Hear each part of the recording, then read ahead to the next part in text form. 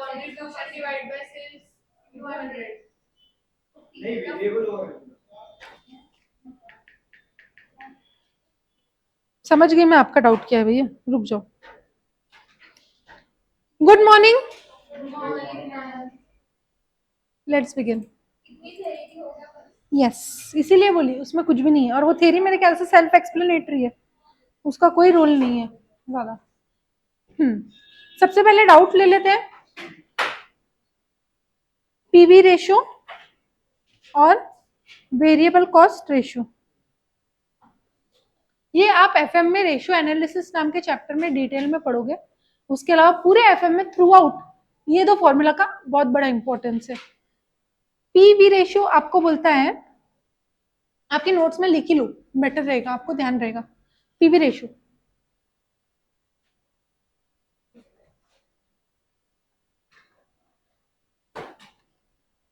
Ratio of profit, पूछने की need है, दो चैप्टर पूरे हैं, आपको क्या क्या प्रिपेयर करना है, पूरा ही प्रिपेयर करना है। अभी आपका कौन सा लेवल ऑफ रिवीजन चालू है भैया? अभी तो फर्स्ट भी चालू हुआ मुश्किल से ना, रिवीजन में नहीं बोलेंगे, अभी फर्स्ट रिवीजन में नहीं बोलेंगे, अभी तो क्लास टेस्ट ही है, तो सभी पढ़ना चाहिए। थ्योरी आएंगी नहीं आएंगी that is up to me, पढ़ना पूरा ही है, थ्योरी इंक्लूडिंग। हाँ भाई, बहुत अति अतरंगी सतरंगी नहीं डालूंगी, चिंता मत करो। It is the ratio of profit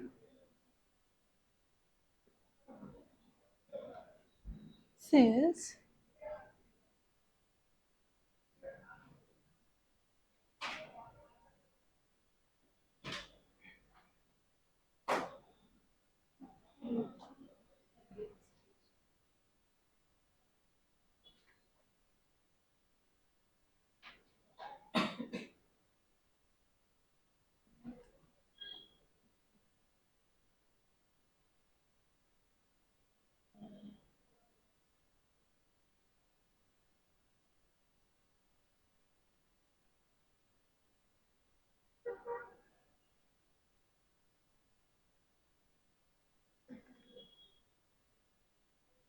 ये लिखना है।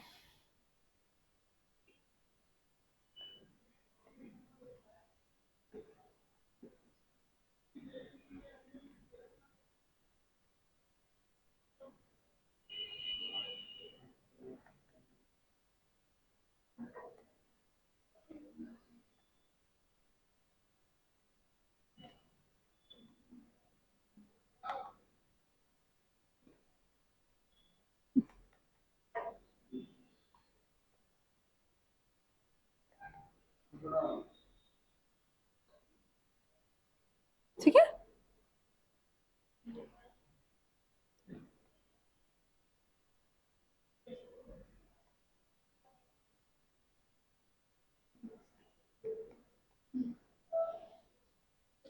तीन फॉर्मूले हैं, मैंने अभी तक आपको एक ही फॉर्मूला पढ़ाया इसमें से, तीन में से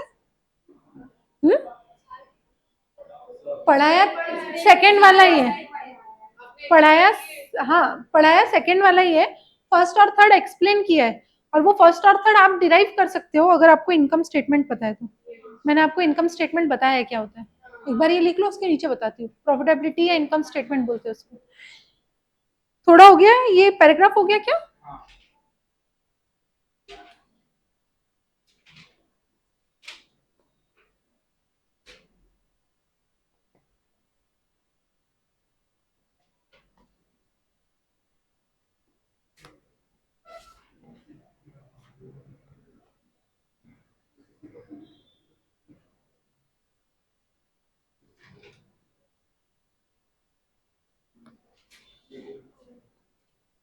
वीसी यानी वेरिएबल कॉस्ट, एफसी यानी फिक्स कॉस्ट। मुझे पूछो ना, ये आपका प्रोफॉर्मा है और प्रॉफिटेबिलिटी स्टेटमेंट। अब इसमें अपने को कंट्रीब्यूशन चाहिए, तो इसको अपन सेल्स लेस वेरिएबल कॉस्ट भी लिख सकते हैं। एक बार बोर्ड पे ध्यान दो सब लोग, भाइयों भैया, अपने को contribution divided by sales formula PV ratio का, दैट मींस अपन ऐसा लिख सकते हैं, कंट्रीब्यूशन अगर आपके पास नहीं है तो आप लिख सकते हो sales less variable cost, divided by sales. यानी पहला फॉर्मूला कहां से आया, समझा? अगर अपने पास पहली तीनों चीजें नहीं है और आपके पास प्रॉफिट और फिक्स कॉस्ट है, तो कंट्रीब्यूशन पे पहुंचना है, तो प्रॉफिट कब आया? फिक्स कॉस्ट माइनस करने के बाद। तो फिक्स कॉस्ट ऐड कर दूंगी तो कंट्रीब्यूशन आ जाएगा। तो मैंने क्या लिखा, third formula, fix cost plus profit is equals divided by sales becomes your PV ratio. तो समझा, ये एक स्टेटमेंट से मैंने वो तीन फॉर्मूला डिराइव किया। कैसे डिराइव हुआ, समझा क्या? It is nothing but same, fixed cost plus profit यानी कंट्रीब्यूशन होता है, सेल्स लेस वेरिएबल कॉस्ट यानी भी कंट्रीब्यूशन होता है। टोटल में माइनस, फिक्स कॉस्ट हमेशा टोटल में देखी जाती है। और यहाँ पे भी आप सेल्स वेरिएबल कॉस्ट कंट्रीब्यूशन जो पर यूनिट अगर अपन देख रहे हो, सेल्स 100 रुपया पर यूनिट है, वेरिएबल कॉस्ट 60 रुपया पर यूनिट है, तो 40 रुपया पर यूनिट कंट्रीब्यूशन आया। तो इनटू नंबर ऑफ यूनिट्स करोगे, इनटू नंबर ऑफ यूनिट्स करोगे ताकि आप फिक्स कॉस्ट उसमें से टोटल माइनस कर सको। देखो, वेरिएबल कॉस्ट जो होता है ना, वो पर यूनिट लगता है, यानी चार्जेबल पर यूनिट होता है, खर्चा पर यूनिट होता है। पर फिक्स कॉस्ट पर यूनिट खर्चा नहीं होता है। जैसे इलेक्ट्रिसिटी एक्सपेंसेस, इररिस्पेक्टिव ऑफ हम लोग क्लास चला रहे हैं नहीं चला रहे हैं, कितने घंटे चला रहे हैं, लगना ही है। जैसे रेंट ऑफ द प्रीमाइसिस, मैं क्लास ले रही हूँ, मैंने 4 दिन छुट्टी भी दे दी तो भी मेरा क्लास का प्रीमाइसिस का रेंट लगेगा ही।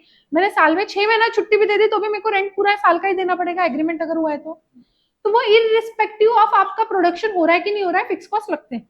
वॉचमैन की सैलरी, अगर फैक्ट्री का कोई वॉचमैन है, उसकी सैलरी, फैक्ट्री में प्रोडक्शन हो चाहे ना हो, वहां पे मशीनरी लगे हुई है तो बैठेगा ही वॉचमैन। समझ में आ रही क्या बात?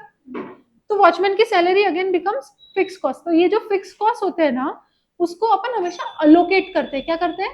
अलोकेट करते हैं। क्यों अलोकेट करते हैं? लग तो रहे ही है, पर जब अपन यूनिट सेल कर रहे हैं तो यूनिट पे अपन ने कितना रिकवर करना, यानी वो यूनिट के अगेंस्ट कितना अपना फिक्स कॉस्ट रिकवर हो जाना चाहिए, वो देखने के लिए अपन अलोकेट करते हैं। समझ में आया क्या? ये दो वर्ड पे ज्यादा ध्यान दो, अलोकेट एंड रिकवर, क्योंकि अगला चैप्टर पूरा उसके बारे में ही है। अभी अपन ने वेरिएबल कॉस्ट देख लिया, सेल्स तो आपको समझ में आती है। अभी अपन ने जो दो चैप्टर देखे, क्या क्या देखे?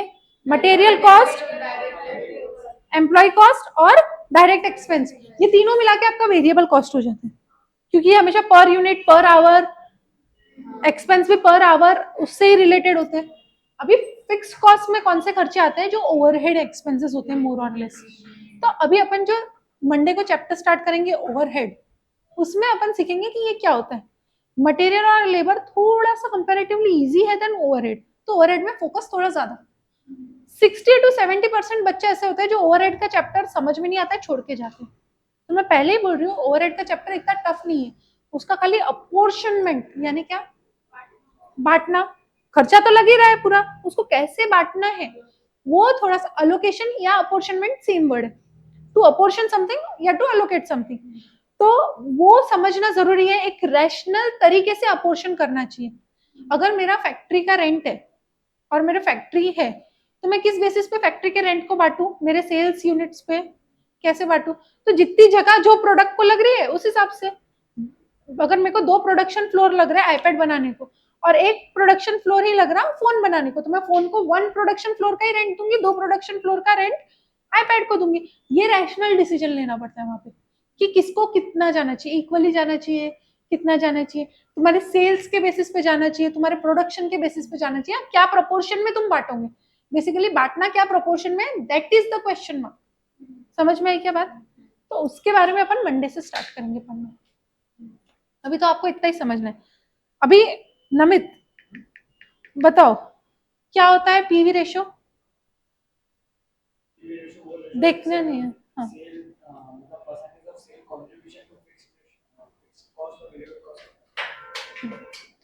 फिक्स कॉस्ट और वेरिएबल कॉस्ट में अपने को क्या पता चलता है? हाँ, fix cost and profit contribute करता है। पीवी रेशियो ऐसा रेशियो है जो सेल्स का कितना परसेंट अपने को कंट्रीब्यूट करता है towards fix cost and towards profit. यानी कंट्रीब्यूशन जितना बचा उसमें से फिक्स कॉस्ट पहले कंट्रीब्यूट करेगा वो, और फिर बचा अगर कुछ तो प्रॉफिट को कंट्रीब्यूट करेगा। समझ में आया क्या? ये एक्चुअली कैसा होता है, ये अपन ऐसे टेबल ऐसे लिखते हैं, बट उसको समझने के लिए कभी भी टेबल में नहीं लिखना चाहिए, नंबर लाइन में लिखना चाहिए। नंबर लाइन यानी क्या होता है? ये 1 लाख रुपीस की लाइन है, ये 0 से स्टार्ट हुई, यहाँ पे 1 लाख पूरा है, ठीक है। 1 लाख रुपीस की लाइन है ये, यानी तुम्हारा गुल्लक है 1 लाख रुपए का, गल्ला है तुम्हारा। तुम बिजनेस करते हो तो गल्ला रहता है ना, वहां पे 1 लाख रुपए का। अभी सेल्स कितना, तो बोले पूरा 1 लाख रुपया, इसीलिए तो गले में पैसा आया ना 1 लाख रुपए का। सेल्स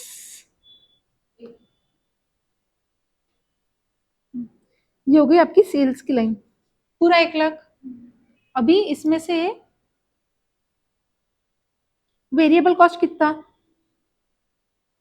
तो बोले 60,000, 60,000 वेरिएबल कॉस्ट। ठीक है, अब वेरिएबल कॉस्ट में क्या क्या आ गया, तो सेल का 60,000 तक का हिस्सा तो वेरिएबल कॉस्ट में ही चला गया। आपने जितने का सेल किया था उसमें से 60,000 रुपया तो आपका खर्चों में ही चला गया, तो आपके हाथ में कितना पैसा बचा, तो ये बचा कुचा पैसा जो है वही उसको ही बोलते हैं कॉन्ट्रीब्यूशन। ये जो बचा हुआ पैसा है ना, इसको बोलते हैं कॉन्ट्रीब्यूशन। अब ये कॉन्ट्रीब्यूशन में से क्या होता है, कॉन्ट्रीब्यूशन में से कुछ हिस्सा, जैसे ये 20,000 का समझो, ये ऐसा ऐसा ड्रॉ करती हूँ, ये 20,000 का खर्चा जो है वो फिक्स कॉस्ट है, फिक्स्ड कॉस्ट का खर्चा। और फिर कुछ अगर बच गया तो वो प्रॉफिट के हाथ में आता है। समझ में आया क्या, तो अल्टीमेटली प्रॉफिट क्या है, एकदम लास्ट में बची हुई चीज। तो ये लाइन से समझ में आ रहा है, आपका सेल्स का सबसे पहले हिस्सा किस में जाएगा, वेरिएबल कॉस्ट में। यानी आपने अगर बड़ा सारा प्रीमाइसेस नहीं खड़ा रहता, दुकान नहीं खड़ी रहती, आपने खाली प्रोडक्शन करके बेचा, तो उसमें बेचने में कितना आपने नॉर्मली पैसा कमा लिया। अब वो पैसा जो आपने कमा लिया, वो प्रोडक्ट के लिए जो खर्चे लगे थे वो माइनस कर दिया, विच इज वेरिएबल कॉस्ट। अब आपको, क्योंकि आपको प्रोडक्शन का यूनिट सेटअप करना पड़ा, उसके जो खर्चे लगे दैट इज फिक्स कॉस्ट, वो सरकाने पड़ेंगे कि भैया हमारे इतने खर्चे। और फिर बचा हुआ प्रॉफिट, इसको एग्जाम्पल, आपका काय का दुकान है, ढेप का दुकान है, तो अभी ढेप के दुकान में एग्जाम्पल बैठेगा क्या अच्छे से, थोड़ा सा कॉम्प्लिकेट हो जाएगा। एक आधा अच्छा बिजनेस लेते, किसी की कपड़ों की दुकान है, किसी की कपड़ों की दुकान है, शोरूम है बड़ा सारा, हाँ अच्छा, M27 कंपनी, M27 कंपनी का बड़ा सारा शोरूम है कपड़ों का अभी, और मैं उसके अगेंस्ट में क्या कर रही हूँ, CSR ड्रेसेस करके दूसरा है, ठीक है। पर मेरे पास बड़ी सारी कंपनी नहीं है, बहुत सारे वर्कर्स नहीं है, मैं एक छोटी सी दुकान में लेके बैठती हूँ। आपके पास भी सेम प्रोडक्ट है, मेरे पास भी सेम प्रोडक्ट है, आप जो प्रोडक्ट बेच रहे हो आप 5,000 रुपीज पर पीस बेच रहे हो, और मैं वही प्रोडक्ट 3,000 रुपीज पर पीस बेच रही हूँ। लोग किससे खरीदेंगे, मेरे से। और मैं 3,000 में क्यों बेच पा रही हूँ, मैंने क्या बोला, मैं लाई थी कितने में, मैं आपको कितने में आ रहा था, आपको 1,500 में आ रहा था, आपका वेरिएबल कॉस्ट हुआ 1,500 रुपए, आप बेच कितने में रहते, सेल्स 5,000 में, तो आपका कंट्रीब्यूशन कितना, 3,500। मैं कितने में बेच रही हूँ, 3,000 में। मैं लाई आपसे महंगा हूं, मैं 1,800 रुपए में लाई हूँ, क्योंकि मैं तो छोटी दुकान हूँ, आपको सस्ता मिलेगा, आप बड़े क्वांटम में काम कर रहे हो। मेरा कितना कंट्रीब्यूशन, 1,200। पर आपने बड़ा सारा शोरूम खड़ा करके रखा, इतने सारे वर्कर्स है, तो वो वर्कर का खर्चा, शोरूम का खर्चा, शोरूम में सब चीजें मेंटेन करने का, इलेक्ट्रिसिटी का खर्चा, वो सब खर्चे मिला के आपको क्या हो रहा है, 2,000 रुपए का फिक्स कॉस्ट लग जा रहा है। तो आपके हाथ में कितना रहा, 1,500। मेरा सिर्फ 100 रुपए का ही फिक्स कॉस्ट लग रहा है, क्योंकि मेरी छोटी सी दुकान है, उसका खर्चा मेरा बहुत लिमिटेड है। तो 1,100 रुपए में आपसे सस्ता बेच के, आपसे महंगा खरीद के भी मैं 1,100 अपनी जेब में डाल दे रही, तो आपसे बेटर तो मैं हूँ। आपका यहाँ पे कितना पैसा अटक गया, आपका फिक्स कॉस्ट के लिए आपको सबसे पहले वो बिल्डिंग खड़ी करनी पड़ी होंगी, उसके लिए कितना सारा पैसा अटक गया होगा, वो बिल्डिंग के बाद स्टाफ को रखना पड़ा, उतना सारा स्टॉक लेके आना पड़ा। आप थोड़ा सा स्टॉक में हो जाएगा क्या, मेरा हो जाएगा, मैं छोटी सी दुकान है, तो मैं उनको क्या बोल सकती हूँ, मेरी दुकान भर के माल है, क्योंकि छोटी सी दुकान है। आपको अगर शोरूम भर के माल है दिखाना है, तो आपको तो ज्यादा भरना पड़ेगा ना माल, समझ में आ रहा क्या, तो आपको ज्यादा क्वांटिटी रखना पड़ेगा, मेरा छोटी क्वांटिटी में भी काम हो रहा है। तो ये फिक्स कॉस्ट का रोल कहाँ पे आता है, फिक्स कॉस्ट का रोल यहीं पे आता है, जो बड़े बड़े एस्टेब्लिश्ड शोरूम्स होते हैं या बड़े बड़े जो शॉप्स होते हैं, उनका फिक्स कॉस्ट ज्यादा लगता है। तो कंट्रीब्यूशन भले से बड़ा है, पर आपका फिक्स कॉस्ट ज्यादा होने के चक्कर में आपका प्रॉफिट पोर्शन कम हो जाता है। देखो आप 5,000 पे आप 1,500 रुपए कमा रहे, कितना परसेंट कमा रहे, 3%, 30%, 30%। और मैं 1,100 कमा रही 3,000 पे, बताओ कितना परसेंट,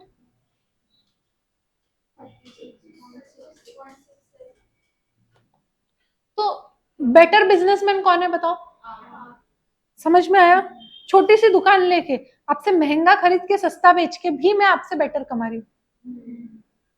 समझ में आ रहा है डिफरेंस? तो सारा खेल इसका ही रहता है, क्योंकि ये जो है ये तो सबके हक का सरीखा रहता है, कंट्रीब्यूशन सबके हक का सरीखा रहता है। यानी मैं अगर छोटे बिजनेस पर्सन हूँ तो मेरा कंट्रीब्यूशन कम ही रहेगा, आप बड़े हो तो आपका ज्यादा रहेगा। क्यों? क्योंकि आप सेल्स ज्यादा में कर पा रहे हो, या आपका वेरिएबल कॉस्ट का खर्चा, सेल्स अगर सेम में भी कर रहा हो तो वेरिएबल कॉस्ट आपको कम लगता है, मेरे को ज्यादा लगता है, क्योंकि आप बल्क में परचेस कर सकते हो, आपके डायरेक्ट मैन्युफैक्चरर से टाई अप हो सकते हैं। मेरे को होलसेलर से खरीदना पड़ता, मैं अकला के अकला में माल खरीद के बेच रही हूँ, आप जो है वो मुंबई से माल लेके आ रहे हो, फर्क है दोनों में। तो आपको सस्ता मिल रहा है माल, फिर भी आप पैसा नहीं बना पा रहे हो। समझ में आया? क्योंकि फिक्स कॉस्ट की वजह से। तो फिक्स कॉस्ट को कैसे रिकवर करना वो अपन ओवरहेड्स में समझेंगे। और पीवी रेशियो क्या होता है? पीवी रेशियो दिखाता है अपने को कि आपने कितना एक्चुअली में कमाया, आप कितने पैसों के हकदार थे, 3,500 रुपए के हकदार थे, आपने एक्चुअली में सेल करके इतना पैसा कमाया, पर क्योंकि आपने धंधा ऐसा सेट किया था, आपका बिजनेस इतना बड़ा स्टैब्लिश करके रखा था, आपको 2,000 का तो फिक्स कॉस्ट बैठ गया। वो फिक्स कॉस्ट मेरा सिर्फ 100 रुपए का है, क्योंकि मैंने क्या किया था, मैंने छोटी सी दुकान डाली थी भैया। तो समझ में आ रहा है क्या डिफरेंस दोनों के बीच में क्या है? 2 बजे आरएस का लाइव सेशन है आपके आज है फिर मंडे, आज से इंट्रोडक्शन है, will address you for only of दूसरी फिर मंडे से करेंगे मंडे।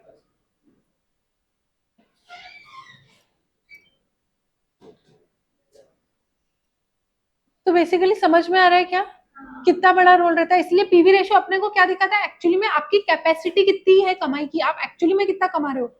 पर बिकॉज आपने आपका बिजनेस इतना एक्सपांड करके रखा है, या तो आप इतने लेविश जोन में जा रहे हो जिसकी वजह से आपका फिक्स कॉस्ट जो है वो बढ़ रहा है। आप फिक्स कॉस्ट को किस तरीके से मेंटेन कर सकते हो उस हिसाब से रहता है डिपेंडेंट। समझ में आया क्या? लॉजिक समझ में आ रहा है क्या सबको? की बातें ही करना है। किसके लिए पढ़ा रही पीवी रेशियो? अभी वेरिएबल कॉस्ट रेशियो क्या होता है? पीवी रेशियो आपको बताता है कि आप कितना कमाने की कैपेसिटी रख रहे हो, या आप एक्चुअली में वो प्रोडक्ट से कितना कमा रहे हो। ये 2,000 के खर्चे वो प्रोडक्ट के अगेंस्ट है क्या? नहीं, वो तो इन जनरल खर्चे। तो आप प्रोडक्ट से पूरे 3,500 कमा रहे हो, तो कस्टमर गड़बड़ नहीं कर रहा आपको पैसे देने में, आप खुद कैपेबल नहीं हो कि आप आपका पैसा अच्छे से यूटिलाइज कर सको, वो फिक्स कॉस्ट की वजह से। समझ में आ रहा है? तो वेरिएबल कॉस्ट रेशियो क्या होता है? वो बताता है जो तुम बेच रहे हो उसका तुम्हारा खर्चा कितना है, जो तुम बेच रहे हो उसका तुम्हारा खर्चा कितना है, तो आप जो सेल्स कर रहे हो उसके अगेंस्ट में आपका वेरिएबल कॉस्ट कितना है। तो उसका फॉर्मूला क्या बन जाता है? Variable cost upon sales into 100 for percent हमेशा। अब इसका ही दूसरा फॉर्मूला क्या बन जाएगा? Correct, sales less contribution upon sales. और एक फॉर्मूला आएगा क्या इसका? कौन सा? Correct, 100 minus PV ratio. आपका कंट्रीब्यूशन अगर 30% है, अगर आप 30% अगर कमा रहे हो तो 70% तो खर्चा लग रहा है ना। अब मैं ये वाला 30% नहीं एड्रेस कर रही, बोला मैं जस्ट एक एग्जांपल दे रही हूँ। ये कितना परसेंट कमा रहे हो आप? 3,500 ऑन 5,000 कितना कमा रहे हो? कितना आया पीवी रेशियो? 70%। अगर 70% आप कमा रहे हो यानी खर्चा कितना है? 30%। समझ में आया? तो आपका 100 माइनस 70 किया आपने तभी 30% आया। या फिर इसको जनरली 100 माइनस नहीं बोलते, 1 माइनस पीवी रेशियो बोलते। 1 यानी 100%, 1 टाइम्स माइनस 0.7 टाइम्स यानी 0.3 टाइम्स का आपका खर्चा है। समझ में आया क्या? लॉजिक समझ रहे हैं? वेरिएबल कॉस्ट क्या होता है, पीवी रेशियो क्या होता है? क्लिक हो गया? कोई डाउट है इसमें?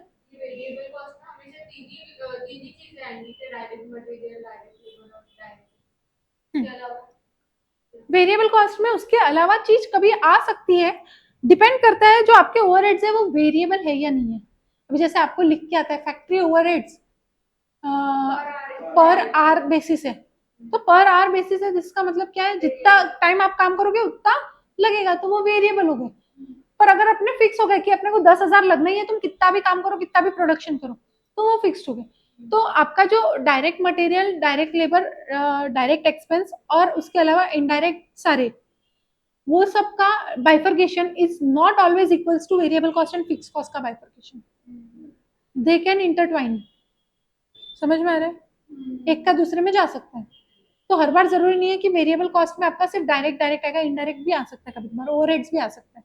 अगर ओवरहेड्स वेरिएबल है तो वेरिएबल वर्ड्स भी आते हैं, variable overhead and fixed overhead. ये ना अपन आगे जाके कॉस्टिंग में एक चैप्टर है स्टैंडर्ड कॉस्टिंग, उसमें अपन स्पेसिफिकली पढ़ेंगे वेरिएबल ओवरहेड क्या होता है, फिक्स्ड ओवरहेड क्या होता है। ओवरहेड चैप्टर में भी पढ़ेंगे बट उसमें बहुत इन डेप्थ में नहीं है वो। उसमें स्टैंडर्ड कॉस्टिंग में आपको प्रॉपर कंपैरिजन सिखाएंगे वेरिएबल ओवरहेड फिक्स्ड ओवरहेड वगैरह उससे। तो वेरिएबल भी ओवरहेड हो सकता है, फिक्स्ड भी ओवरहेड हो सकते हैं। तो वेरिएबल ओवरहेड का खर्चा वेरिएबल कॉस्ट में जाएगा, फिक्स्ड ओवरहेड का खर्चा फिक्स्ड में जाएगा। अभी कुछ कुछ ऐसा भी हो सकता है डायरेक्ट मटेरियल में ऐसा खर्चा लग रहा है जो फिक्स्ड है इररिस्पेक्टिव ऑफ आपका प्रोडक्शन। कौन सा खर्चा होता है ये? Transportation cost. अपन ने देखा अपन कॉस्ट पर यूनिट निकालते हैं ऑफ मटेरियल, याद है सबको? उसमें फ्रेट चार्जेस, तुम 10,000 यूनिट लाओ या तुम 2,000 यूनिट लाओ, तुमको फ्रेट उतना ही लगना चांसेस है। अपन पर यूनिट पे उसको एब्जॉर्ब करते हैं, इसीलिए अपना उसका जो कॉस्ट पर यूनिट आता है उसमें थोड़ा पोर्शन रहता है। पर वो पर यूनिट लगता है क्या? बहुत सी बार नहीं लगता है, बहुत सी बार लगता है। बहुत सी बार लगता है का मतलब क्या है? बहुत सी बार क्या होता है, वेट के हिसाब से आपका ट्रांसपोर्टेशन फिक्स होता है, राइट? आपका अगर कोई कुरियर आ रहा है सामान का, तो वो कितना चार्ज करेगा, वो किस चीज पे डिपेंडेंट है, कितना वेट है उसका। अगर मैंने 5 किलो कॉटन मंगवाया और 5 किलो आयरन बार्स मंगाए, क्या चार्जेस, किसका ज्यादा लगेगा चार्ज? साइंस वाले सोचेंगे तो यूज करते कि दोनों का वेट डिफरेंट है, सेम होकर नहीं, सेम होना चाहिए। अपन ने अपना लॉजिक 5 किलो वेट तो सेम है इररिस्पेक्टिव ऑफ दैट। एग्जैक्टली। कैसा रहता है, आयरन बार्स तुम्हें 5 किलो में इतू से आएंगे, कॉटन इतना सारा आएगा, बस फर्क उतना ही है। क्या फर्क है? वो ऐसा इतना बड़ा। अब अगर स्पेस को लेके देखें तो कॉटन वाला स्पेस ज्यादा रोकेगा, तो शायद उसके वजह से चार्जेस ज्यादा लग जाए। आयन का इतनी सी जगह रोकेगा तो उसकी वजह से। तो कंपोजिट यूनिट अपन ने पढ़ा था चैप्टर 1 में, याद है? तो पर केजी पर square feet combination of factor उस बेसिस पे होगा। समझ में आ रही है क्या बात? ये हो गया आज अपना आउट ऑफ द टॉपिक बातें हो गई। आउट ऑफ द टॉपिक नहीं मतलब, ठीक है। अभी मेन क्वेश्चंस पे स्टार्ट करें क्योंकि अपने पास टाइम कम है और टारगेट ज्यादा है। ठीक है, चलो लेट्स बिगिन। सबसे पहले क्वेश्चन नंबर 50। अभी ये साथ साथ में लिखोगे मेरे, ठीक है? क्योंकि सेम लाइंस पे क्वेश्चन नंबर 10, सेम लाइंस पे question number 10 and question number 18 है। कौन से क्वेश्चन बोली मैं? तो आपको 10 और 18 खुद से करना है।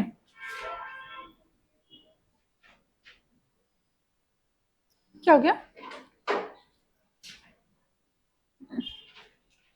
5050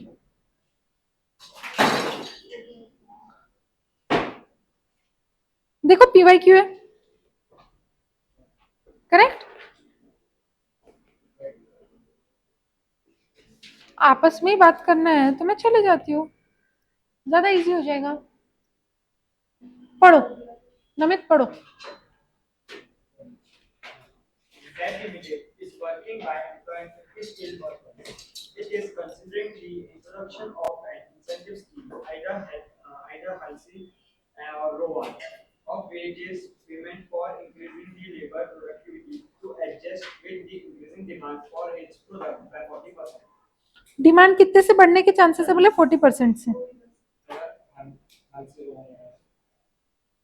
हाल से रोहान लगाया तो नहीं, बोले लेबर की एफिशिएंसी बढ़ने वाली है जिसकी वजह से प्रोडक्टिविटी बढ़ के 40% से डिमांड बढ़ जाएगी। समझा क्या? आगे पढ़ो। The company feels that if the proposed incentive scheme could bring about an average 20% increase over the present earnings of workers, it would act as sufficient incentive for them to produce more, and the company has accordingly given assurance to the workers. मतलब क्या बोल रहे? 40% से demand बढ़ेगी और 20% से उनका salary बढ़ना चाहिए ताकि वो सेटिस्फाइड रहेंगे, हम एडिशनल प्रोडक्शन प्रोड्यूस करें। ठीक है, क्लियर है यहाँ तक? Because of this assurance, an increase in productivity has been observed as revealed by figures for the month of April 2022. Hourly wage rate कितना दे रहे? 50 रुपए का.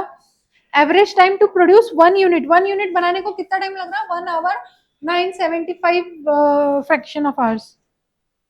ठीक है. और number of working days in a month कितने हैं? 24. 8 आवर्स रोज काम करते हैं. और कितना बनाया? 6120. कितना बना सकते थे वो बताओ? 24 दिन थे उनके पास महीने में. 8 घंटे थे एक दिन में. कितने घंटे हो गए? बताओ बताओ. कैल्सी निकालो जल्दी से. करो. कॉस्टिंग की क्लास है भैया. कैल्सी नहीं निकाले अभी तक. क्या बोला मैंने? प्रीत क्या करने को बोला? आप प्रीत हो? 24 इंटू 8 कितना आया? उसके पास 192 आवर्स थे. कितने यूनिट्स बना सकता था 192 आवर्स में? एक घंटे. हाँ 50 वर्कर्स इंटू 50 पहले कर लो. 9600 घंटे थे टोटल लेबर आवर्स. 9600 घंटे में कितने यूनिट्स बना सकता था? बोले एक यूनिट बनने को कितना टाइम लग रहा है? तो 9600 आवर्स में कितने यूनिट बनेंगे? क्या करेंगे अपन प्रीत?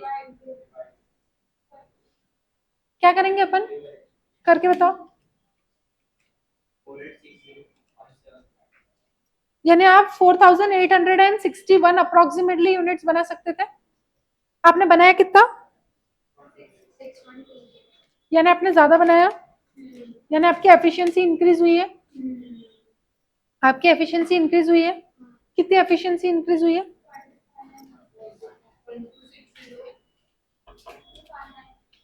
क्या फॉर्मूला है एफिशिएंसी का आउटपुट के बेसिस पे?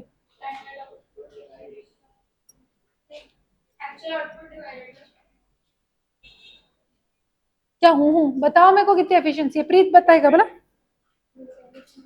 अरे भैया वो यूनिट्स है. अपने को एफिशिएंसी बताना है. कितनी एफिशिएंसी बड़ी?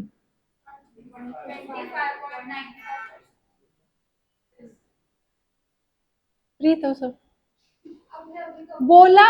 एक्सप्लिसिटली बोला. क्या किया? क्या किया बताओ? कितना एक्चुअल आउटपुट और स्टैंडर्ड आउटपुट कितना है? कितना आया था कैलसी पे? गया क्या होता है? कुछ तो याद होगा. 4861. भैया इतना तो याद रखने का रहता है. हाँ 4861 4860 कितना आया? 25.90% की एफिशिएंसी है. 25.90% की एफिशिएंसी है. आया क्या सबका आंसर? कैलसी पे समझ में आ रहा है क्या कर रहे हैं? 25.90% की एफिशिएंसी बढ़ी उसकी बेसिकली. अपने को कितनी बढ़ाना था एफिशिएंसी? 20% से एवरेज इंक्रीज. इंसेंटिव क्या बोला है उसने? Incentive could bring an average 20% increase over the present earnings of the worker. मतलब क्या है? जो आरडी रेट से आरडी अर्निंग उससे 20% ज्यादा नीचे हाल चल रहा है. यानी वो आपका पैसा बढ़ा बट एफिशिएंसी क्या पूछी है? कितनी बढ़नी चाहिए थी एफिशिएंसी? 40% bare minimum. क्योंकि अपने को कितना एडिशनल डिमांड सेटिस्फाई करना है? 40% का एडिशनल डिमांड सेटिस्फाई करना है. तो 40% से अपनी एफिशिएंसी बढ़नी चाहिए थी ताकि अपन एडिशनल डिमांड जो है ये लिखा है ना 40% वाला. Increase demand of product by 40% दिखा. यानी 40% से डिमांड बढ़ जाएगी तो अपने को वो एडिशनल 40% का काम भी तो करवाना पड़ेगा एम्प्लॉइज से. कब करेंगे एम्प्लॉइज 40% का काम? जब उसकी 140% एफिशिएंसी हो गई. अभी 140 है क्या? 125.90 ही है टोटल एफिशिएंसी. यानी 25% से ही एफिशिएंसी बढ़ी है. 40% से बढ़ी क्या? तो नहीं. तो एम्प्लॉय सेटिस्फाई कर पाएंगे क्या वो डिमांड? नहीं. पर अपन वेज बढ़ा के दे रहे क्या वो भी चेक करना पड़ेगा. तो एम्प्लॉय सेटिस्फाई रहेंगे क्या वो भी तो देखना जरूरी है. समझ रहा है सेकंड पार्ट क्या बोल रही हूँ? अब सेकंड पार्ट के लिए सबसे पहले क्या करोगे? Standard hours for actual output बताओ कितना है? 6120 आपका आउटपुट है. कैलसी पे लिखो 6120. रुको मैडम. 6120 आपका आउटपुट है. लिखो कैलसी पे. एक आउटपुट बनाने को कितना टाइम लगता? प्रेम तो इंटू करेंगे कि डिवाइड करेंगे? हाँ, डिवाइड करेंगे। ये क्या है? 6120 क्या है? एक यूनिट जो है 1.975 आवर्स में बनता है, तो आपके 6120 यूनिट्स कितने आवर्स में बनेंगे? तो क्या होगा? क्रॉस मल्टीप्लाई होगा ना, तो मल्टीप्लाई होगा कि डिवाइड होगा? अब बताओ। 6120 units into 1.975 hours divided by 1 unit becomes your answer. समझा क्या? करो 1.975 से मल्टीप्लाई। कितने घंटे? क्या हो गया? बोलना नहीं है ना? बोलो ना क्या है? कितना? 12087। कितने एम्प्लॉयज का हुआ ये? 50 एम्प्लॉय का हो गया क्या? सबका क्या मिला? हाँ सबका है। अभी अपन ने कितने घंटे काम किया? 24 hours, 24 days into 8 hours into 50 employees. करो कितना रहा? अपन ने 9600 आवर्स में काम किया, 12,087 आवर्स का कितना टाइम सेव किया?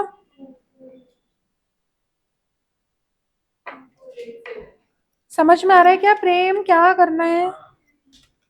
प्रीत 2487 आवर्स सेव होना चाहिए।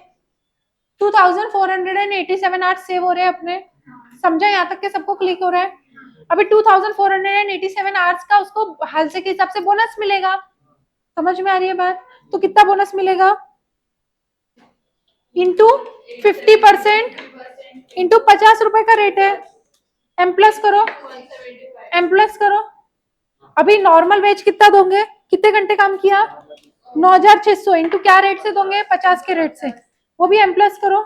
कितना पैसा दे दोगे? 542175। आपका कैलसी में कुछ प्लस माइनस हो गया है।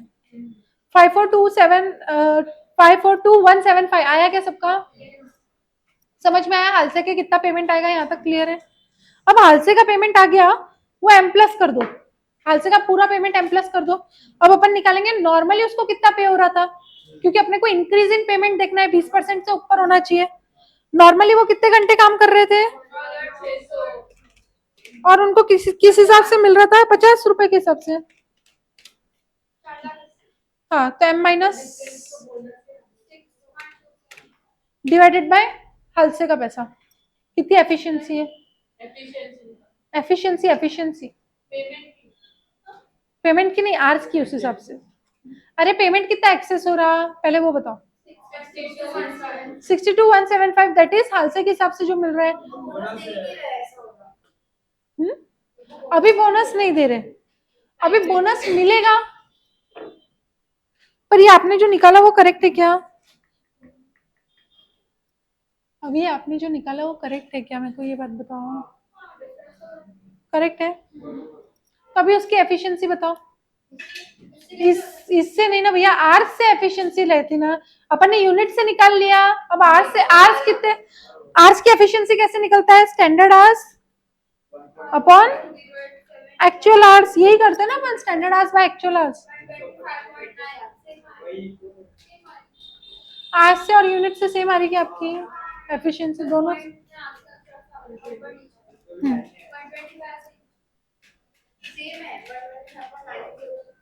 क्योंकि अपन ने आवर्स को यूनिट्स में एक जगह में एक को कांस्टेंट किया, दूसरी जगह में दूसरे को कांस्टेंट किया, तो वही आती है। बट अपने को दोनों से बताना है कि अपन की कितनी आ रही है एफिशिएंसी बेसिकली। तो अपनी 25.90% ज्यादा आ रही है एफिशिएंसी, जबकि हमको 40% की एफिशिएंसी ज्यादा चाहिए थी ताकि अपना प्रोडक्शन मीट हो सके। यहाँ तक के क्लियर है? हाँ, अभी रोहन पूछा ही नहीं है ना बेटा अभी। हाँ बोला है। कहाँ से? अच्छा, हालसे एंड रोहन। वो तो अपन इफेक्टिव इंक्रीज इन अर्निंग बताएंगे ना। अगर अपन फर्स्ट पार्ट का आंसर देखें तो अपना फर्स्ट पार्ट का आंसर 600 क्या आया था? 62 62,125 याद है क्या? क्या था 62,125? बोनस का अमाउंट बेसिकली, हाँ जो भी होगा। अभी वैसे ही रोहन से बोनस निकालूंगी तो कितना टाइम सेव कितना है? 2487 डिवाइडेड बाय 12087 इंटू 9600 इंटू 50 का रेट। 98,763. तो ये उसका प्रीमियम हो गया, किस हिसाब से? रोहन के हिसाब से प्रीमियम हो गया। तो रोहन बेटर है कि हाल से बेटर है? अर्निंग्स तो बढ़ रही 30%. बता रही हूँ अभी। क्या बोल रहा है? Savings to Z in terms of direct labour cost per unit under both scheme. Savings कितनी हो रही है बोथ स्कीम में? फर्स्ट पार्ट का क्या बोला है? Calculate the effective increase in earnings of workers in percentage term under Halsey and Rowan. Percentage term में इंक्रीज कैसे निकालोगे? वो 4,80,000 था 10 रेट से वो डिवाइडर ये न्यूमरेटर नहीं, पूरा के पूरा टोटल। पहले आप पहले का रेट निकालोगे, फिर आप बाद का रेट निकालोगे। अब लिखना चालू करते, थोड़ा बहुत आइडिया आ गया क्या क्वेश्चन करना? चलो लिखो, आ जाओ, साथ साथ में लिखना है, ठीक है? क्वेश्चन नंबर 50 है ना?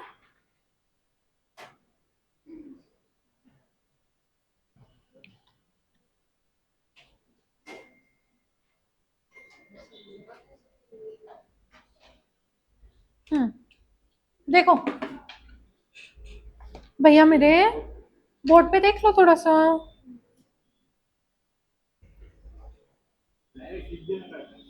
नहीं मैं एक्सप्लेन कर रही हूँ ना, डायरेक्ट लिख देना साथ साथ में। अपन ने भी सबसे पहले टाइम निकाला 50 वर्कर का, कितना टाइम था अपने पास? 9600 आया था। हाँ 9600 आया था ना टाइम। उन्होंने देखो टोटल टाइम वेज निकाला, यानी रेट से मल्टीप्लाई करके। तो 50 वर्कर का 4,80,000 अपना भी आया था, उनका भी आया था। तो उनके जैसे पूरा एक साथ लिखोगे क्या? नहीं, पहले तो लिखोगे कि स्टैंडर्ड आवर्स कितने, स्टैंडर्ड आवर्स भी नहीं, टोटल आवर्स कितने, टोटल आवर्स कितने? तो लिखोगे 24 इंटू 8 आवर्स इंटू 50 एम्प्लॉइज, आ गया 9,600 आवर्स, ठीक है? Total employee hours 9,600। अभी 9,000 वही उन्होंने यहाँ पे लिखा है, देखो ये 50 को अगर निकाल दो तो बाकी वही है। फिर आपको ये पार्ट में ऐसा पूरा नहीं लिखते हुए आपको क्या लिखना है? 9,600 employee hours into 50 rupees per hour का रेट इज इक्वल्स टू 4,80,000। लिखो, लिखना है साथ साथ में, लिखो लिखो। क्या लिखोगे? सबसे पहले लिखोगे टोटल टाइम, फर्स्ट पार्ट लिखोगे खाली टोटल टाइम, फिर ये वाला लिखोगे, फिर लिखोगे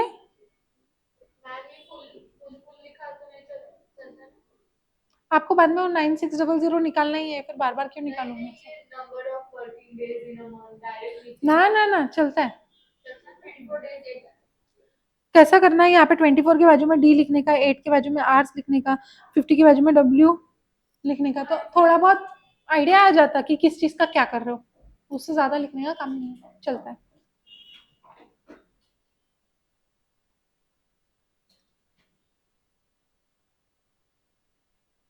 मैंने जो ग्रीन में लिखा है बस वही लिखना है आपको, ठीक है? लिखो मेरे भाई, लिखो लिखो, लिख लिया क्या? डन।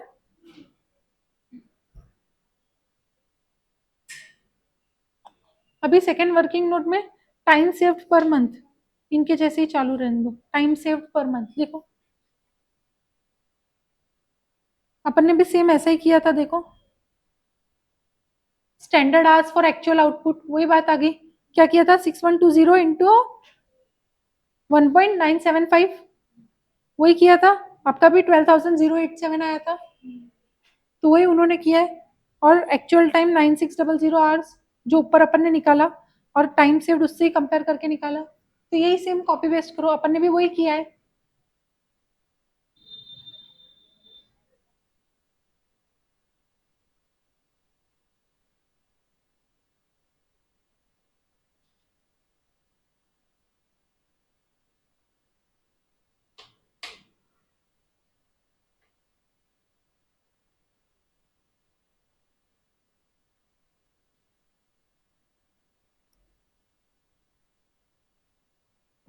डन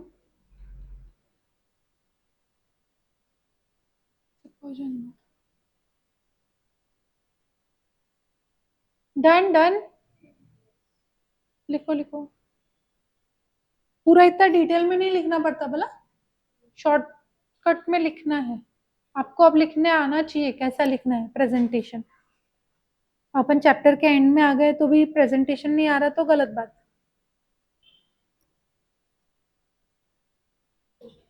डन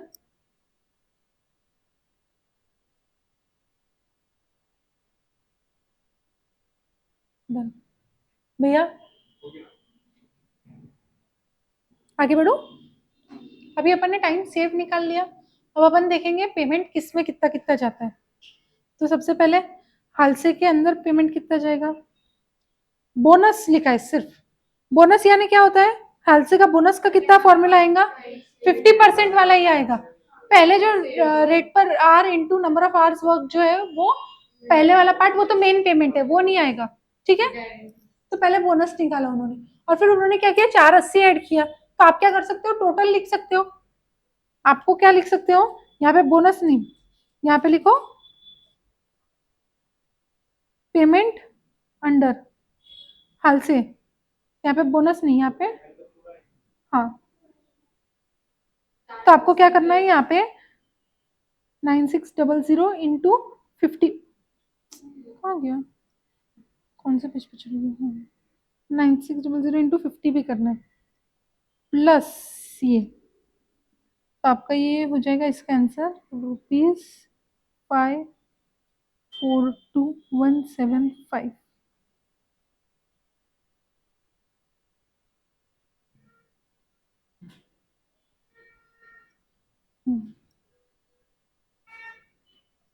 ये मैंने जितना मॉडिफाई करके दिया है उस हिसाब से मॉडिफाइड अमाउंट लिखो, ताकि आपको नीचे की लाइन नहीं लिखना पड़ेगा।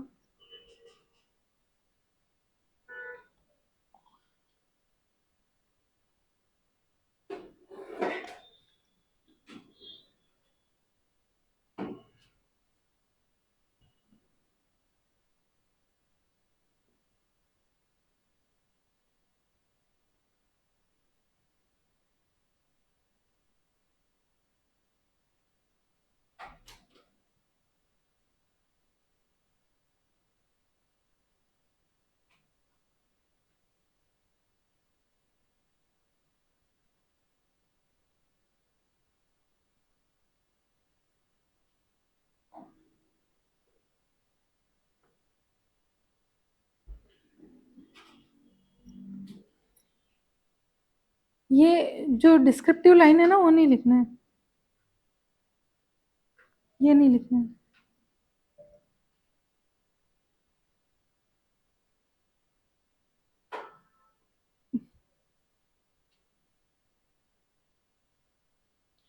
ये 3 और 4 दोनों मैंने मॉडिफाई करके लिखा है।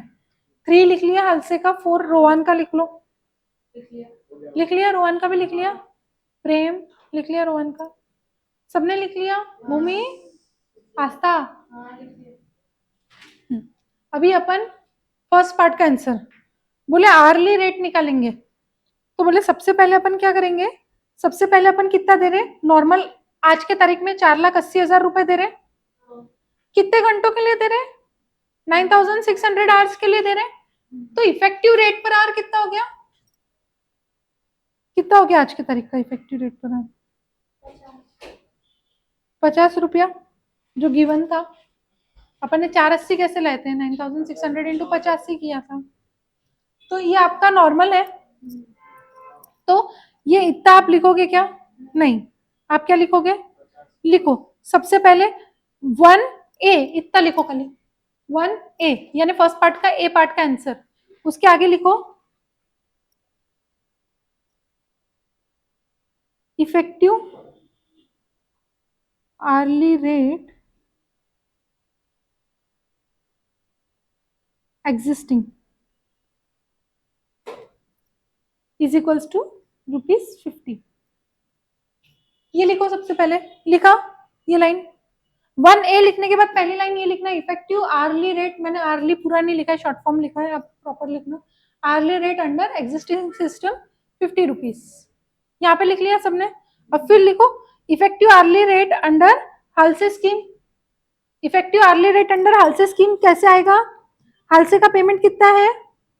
542,175। तो ये सब मत लिखो, उसके नीचे ये सब मत लिखो। 542,175 डिवाइडेड बाय 9600 कितना रहा? कितना रहा? 56.447 वही आएगा, पर अपन डायरेक्ट टोटल लिख रहे हो, दो पार्ट में डिवाइड करके, ऐसा कुछ सेंस नहीं बनता। सीधा सीधा हाथ हाथ लिखने का। लिखा? जैसा मैं लिख पा रही हूँ वैसा ही लिख रहे हैं सब लोग, आई प्रिज्यूम। फिर लिखो यहाँ पे therefore effective increase in earnings. Effective increase in earnings, कितनी अर्निंग्स बढ़ी हालसे के हिसाब से? 56.48 हो गई, 53 थी, यानी 6.48 बढ़ी। कितने से बढ़ी? 50 था पहले।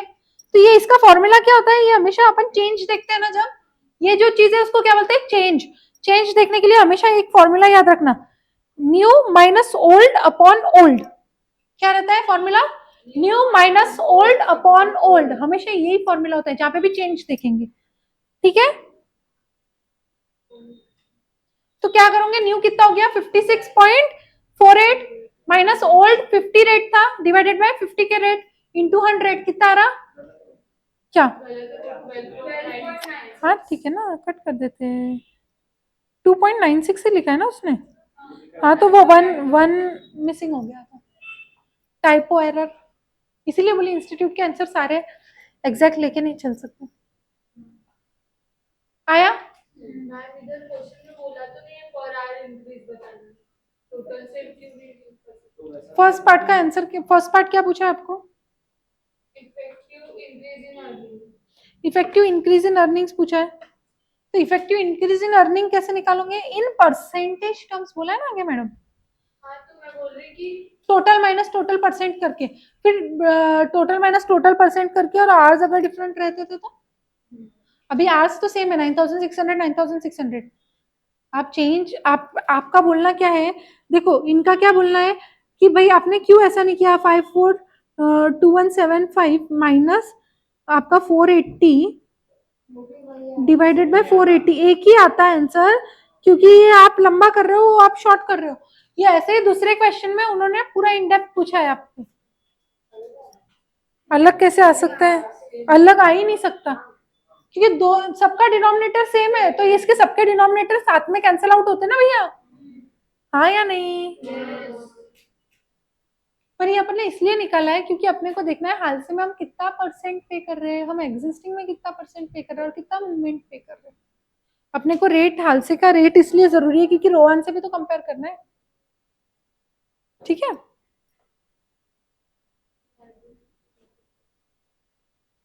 समझा क्या उनका डाउट क्या था? अभी ये अपना हो गया, लिख लिया देयरफॉर इफेक्टिव इंक्रीज। अभी बी पार्ट आपको पहले हाल से पूछा है, फर्स्ट पार्ट में देखो, फर्स्ट के ए में, सेकंड में रोहन पूछा है। ए और बी नहीं बोला है, but calculate effective earnings, increase in earnings of the worker in percent terms under Halsey and Rohan. हाल से हो गया, अब रोहन की बारी। रोहन में भी सेम तरीके से लिखना है, effective rate of earnings under Rohan. ये पूरा कट कर दो, ये सब नहीं लिखना है आपको। आपको सीधा सीधा क्या लिखना है? 578,764 578,764 डिवाइडेड बाय 9600, 60.29 का रेट, ये आपका लिखना है। और फिर यहाँ पे देयरफॉर इफेक्टिव इंक्रीज सेम तरीके से लिख लो। अब अपन ने एग्जिस्टिंग क्यों नहीं लिखा 50 वाला? क्योंकि एक बार अपन लिख चुके हैं, बार बार वो लिखने का नीड नहीं है। ठीक है, कंपेयर करने को अपन 50 से कर रहे करके।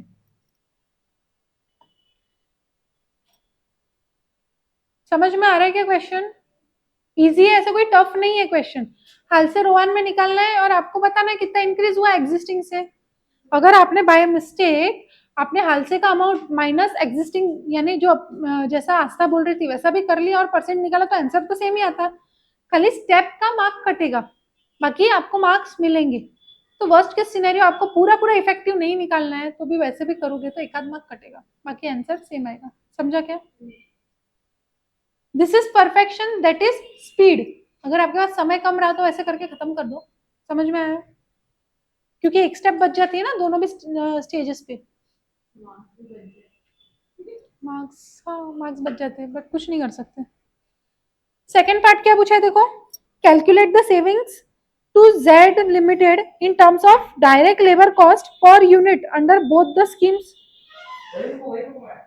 Calculate the savings to Z limited in terms of direct labour cost per unit under both the schemes. इसके लिए अपन ने फर्स्ट पार्ट में भी निकाल लिया डिफरेंस। क्या बोल रहा है वो? सेविंग्स बताओ।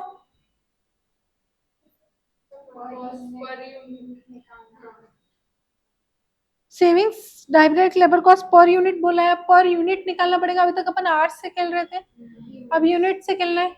यूनिट से खेलना है तो अपने पास एक्चुअल यूनिट्स है 6120 है ना, 6120। बट अगर अपन स्टैंडर्ड यूनिट्स बनाते तो कितने बनाते थे? अपन ने निकाला था 4000 समथिंग, वो तो आवर्स था। 4000 समथिंग निकाला था ना। कैसे निकाला था प्रेम? ये देखो यहाँ पे कैसे निकाला था। आपको बोला है आपके पास कितने घंटे हैं? 9600 घंटे। एक घंटे में, सॉरी 1.975 घंटे में एक यूनिट बनता है। तो कितने यूनिट बन जाएंगे?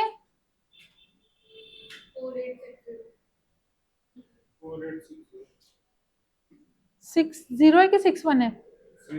आगे 1 होगा ना, 4861 अप्रोक्सीमेटली। ठीक है, ये आपका क्या हो गया? स्टैंडर्ड आउटपुट हो गया। आपका एक्चुअल आउटपुट कितना है? 6120।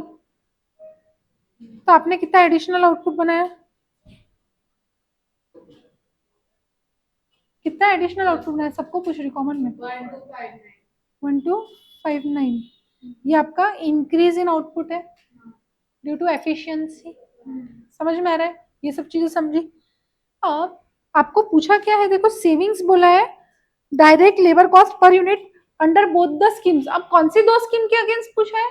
तो बोले हालसे और रोहन को तुमने रेट पर आवर निकाला। क्या आया ऊपर? Rate per hour. जैसे 56.48 और 60.29 निकाला, रेट पर आवर हुआ वो। तो बोले रेट पर यूनिट बताओ। तुम पे उतना ही करोगे आवर्स के हिसाब से, पर यूनिट्स पे कितना जा रहा है तुम्हारा? तो बोले देखो क्या किया उन्होंने, पूरा हालसे का पैसा लिया, पूरा हालसे का पैसा लिया।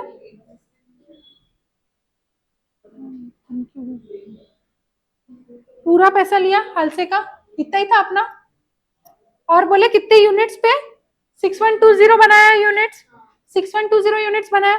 तो एक यूनिट का हम कितना पैसा दे रहे हैं? 88.60। समझ में आया क्या? एक यूनिट का हम कितना पैसा दे रहे हैं? 88.60। बोले सेविंग्स पर यूनिट कैसे हुई? अभी आप एग्जिस्टिंग में कितना दे रहे हो पर यूनिट का? आप एक आर का 50 रुपया दे रहे हो। आप 1.975 आवर्स में एक यूनिट बना रहे हो तो कितना पैसा दोगे? तो 50 इंटू 1.975। समझा क्या? एक यूनिट का पैसा। समझ में आ रहा है? लिखो ये लिखो। क्या लिखोगे? ये देयरफॉर स्टैंडर्ड रेट पर आउटपुट इज इक्वल्स टू, लिखो कैसे लिखोगे? 50 रुपीज इंटू 1.975।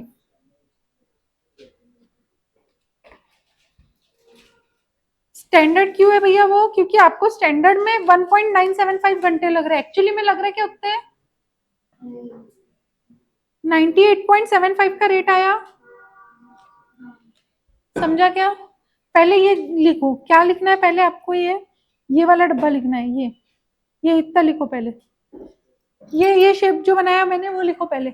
ये लिखो पार्ट 2 करके, पहले ये चीज लिखो। लिखो जल्दी जल्दी भैया मेरे।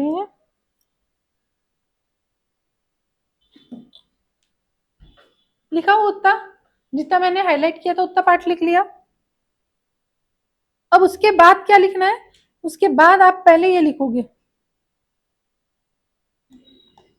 Saving in terms of labour cost per unit under Halsey scheme. क्यों भैया?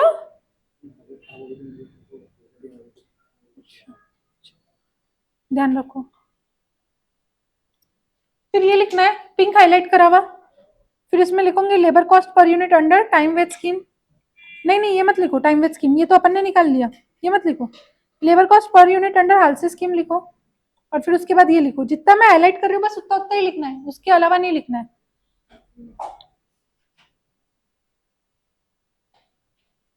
समझ में आ रहा है कि मैं क्या लिख पा रही हूँ? हाँ,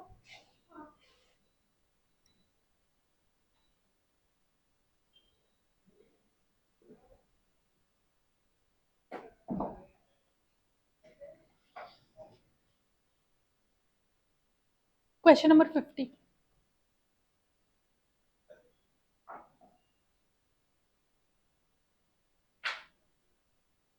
लिख लिया। अभी जैसे अपन ने हालसे का निकाला वैसे रोहन का भी लिखो आगे का। रोहन का total price divided by units और रेट, और फिर savings as per Rohan.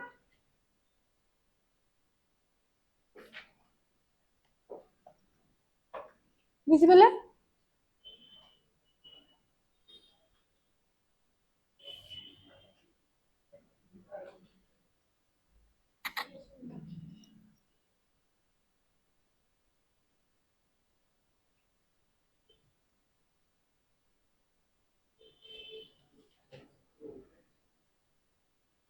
Parikshit छोड़ दो, मत लिखो, होते आए वो क्वेश्चन, छोड़ दो, नेक्स्ट क्वेश्चन से।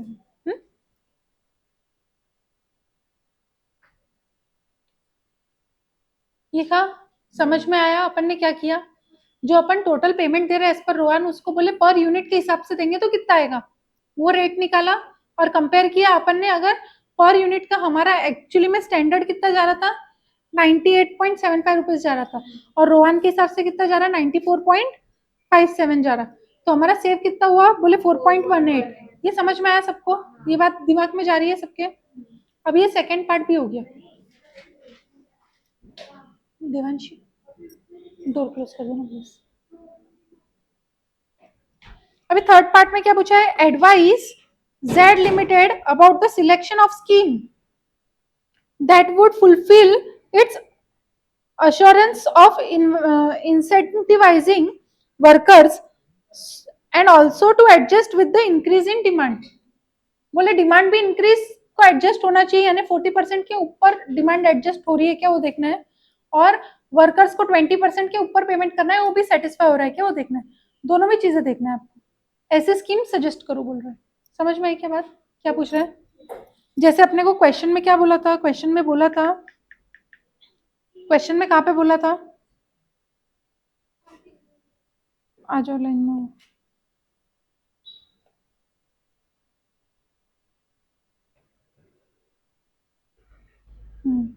देखो यहाँ पे बोला था, दोनों भी चीजें याद आ गई। 40% से आपकी डिमांड बढ़नी चाहिए, यानी डिमांड बढ़ रही है, आपको वो डिमांड को सेटिस्फाई करते आना चाहिए, और आप लेबर को 20% ज्यादा पेमेंट दोगे ताकि लेबर जो है वो खुश रहे। अभी आप 20% से ज्यादा दे रहे हो क्या? अभी आप 480 दे रहे थे स्टार्टिंग में, अब कितना दे रहे हो?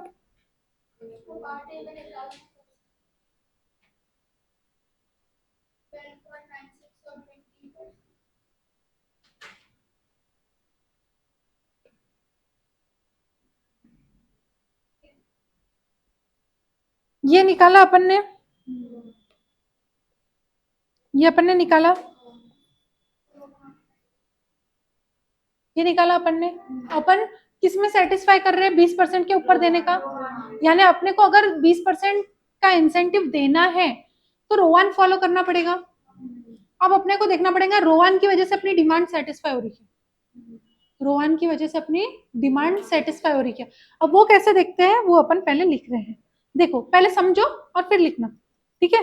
बोले नॉर्मल प्रोडक्शन आवर्स कितने थे, बोले अपने पास 9600 घंटे।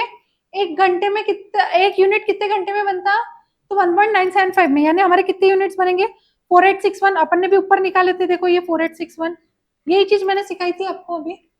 और 6120 अपना एक्चुअल आउटपुट था, तो अपन कितना बढ़ा रहे हैं आउटपुट को, 1259 से ही। तो 1259 कितना परसेंट ऑफ आपका 4861 है, अपना कितना बढ़ा, न्यू कितना है 6120 न्यू है, ओल्ड कितना था अपना, बनना कितना चाहिए था 4861 डिवाइडेड बाय 4861। ये समझ में आया क्या सबको? इंटू 100 हमेशा परसेंट में होता है, तो मैं इंटू 100 बोलूंगी नहीं, ये आपको समझ के चलना है। यानी अपना कितना परसेंट से बढ़ा प्रोडक्शन? 25.90% से अपना प्रोडक्शन बढ़ेगा। बट 25.90% से प्रोडक्शन बढ़ के कोई फायदा है क्या? नहीं, क्योंकि अपनी डिमांड कितने से बढ़ रही? 40% से। तो अपन 40% डिमांड को मीट कर पा रहे क्या? नहीं, रोवान में भी नहीं कर पा रहे। अब ये रोवान और हालसे के लिए अलग अलग रहेगा क्या? सेम ही रहेगा। कैसे अलग रहेगा? आर्स तो सबके सेम ही रहते हैं, खाली बोनस पोर्शन चेंज होता है। रोवान हालसे का खाली बोनस पोर्शन चेंज होता है, आर्स तो सेम ही रहता है, तो आपका आउटपुट सेम ही रहेगा और आपकी उससे इंक्रीज इन प्रोडक्टिविटी भी सेम ही रहेगी। यही चीज मैंने आपको यहाँ पे ऊपर बताई, अपना कितना इंक्रीज हुआ अभी 2 मिनट पहले, बताई कि नहीं बताई? समझ में आ रहा है कैसे लिंक करना है चीजों को? लिखो, ये टेबल लिखो पूरा, ये टेबल लिखो पूरा, लिखना है। क्या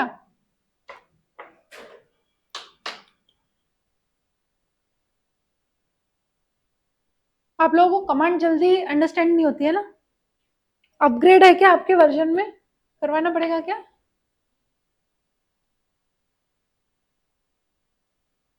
पेड वर्जन नहीं आया शायद, इसलिए क्या?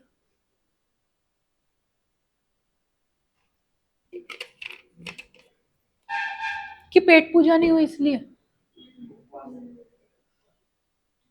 अच्छी बात है, करना चाहिए। हाँ, मेरा भी है।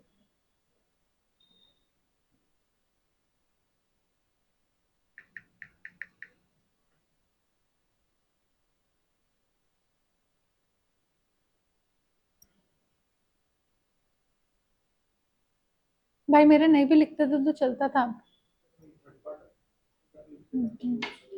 हाँ ठीक है। हाँ।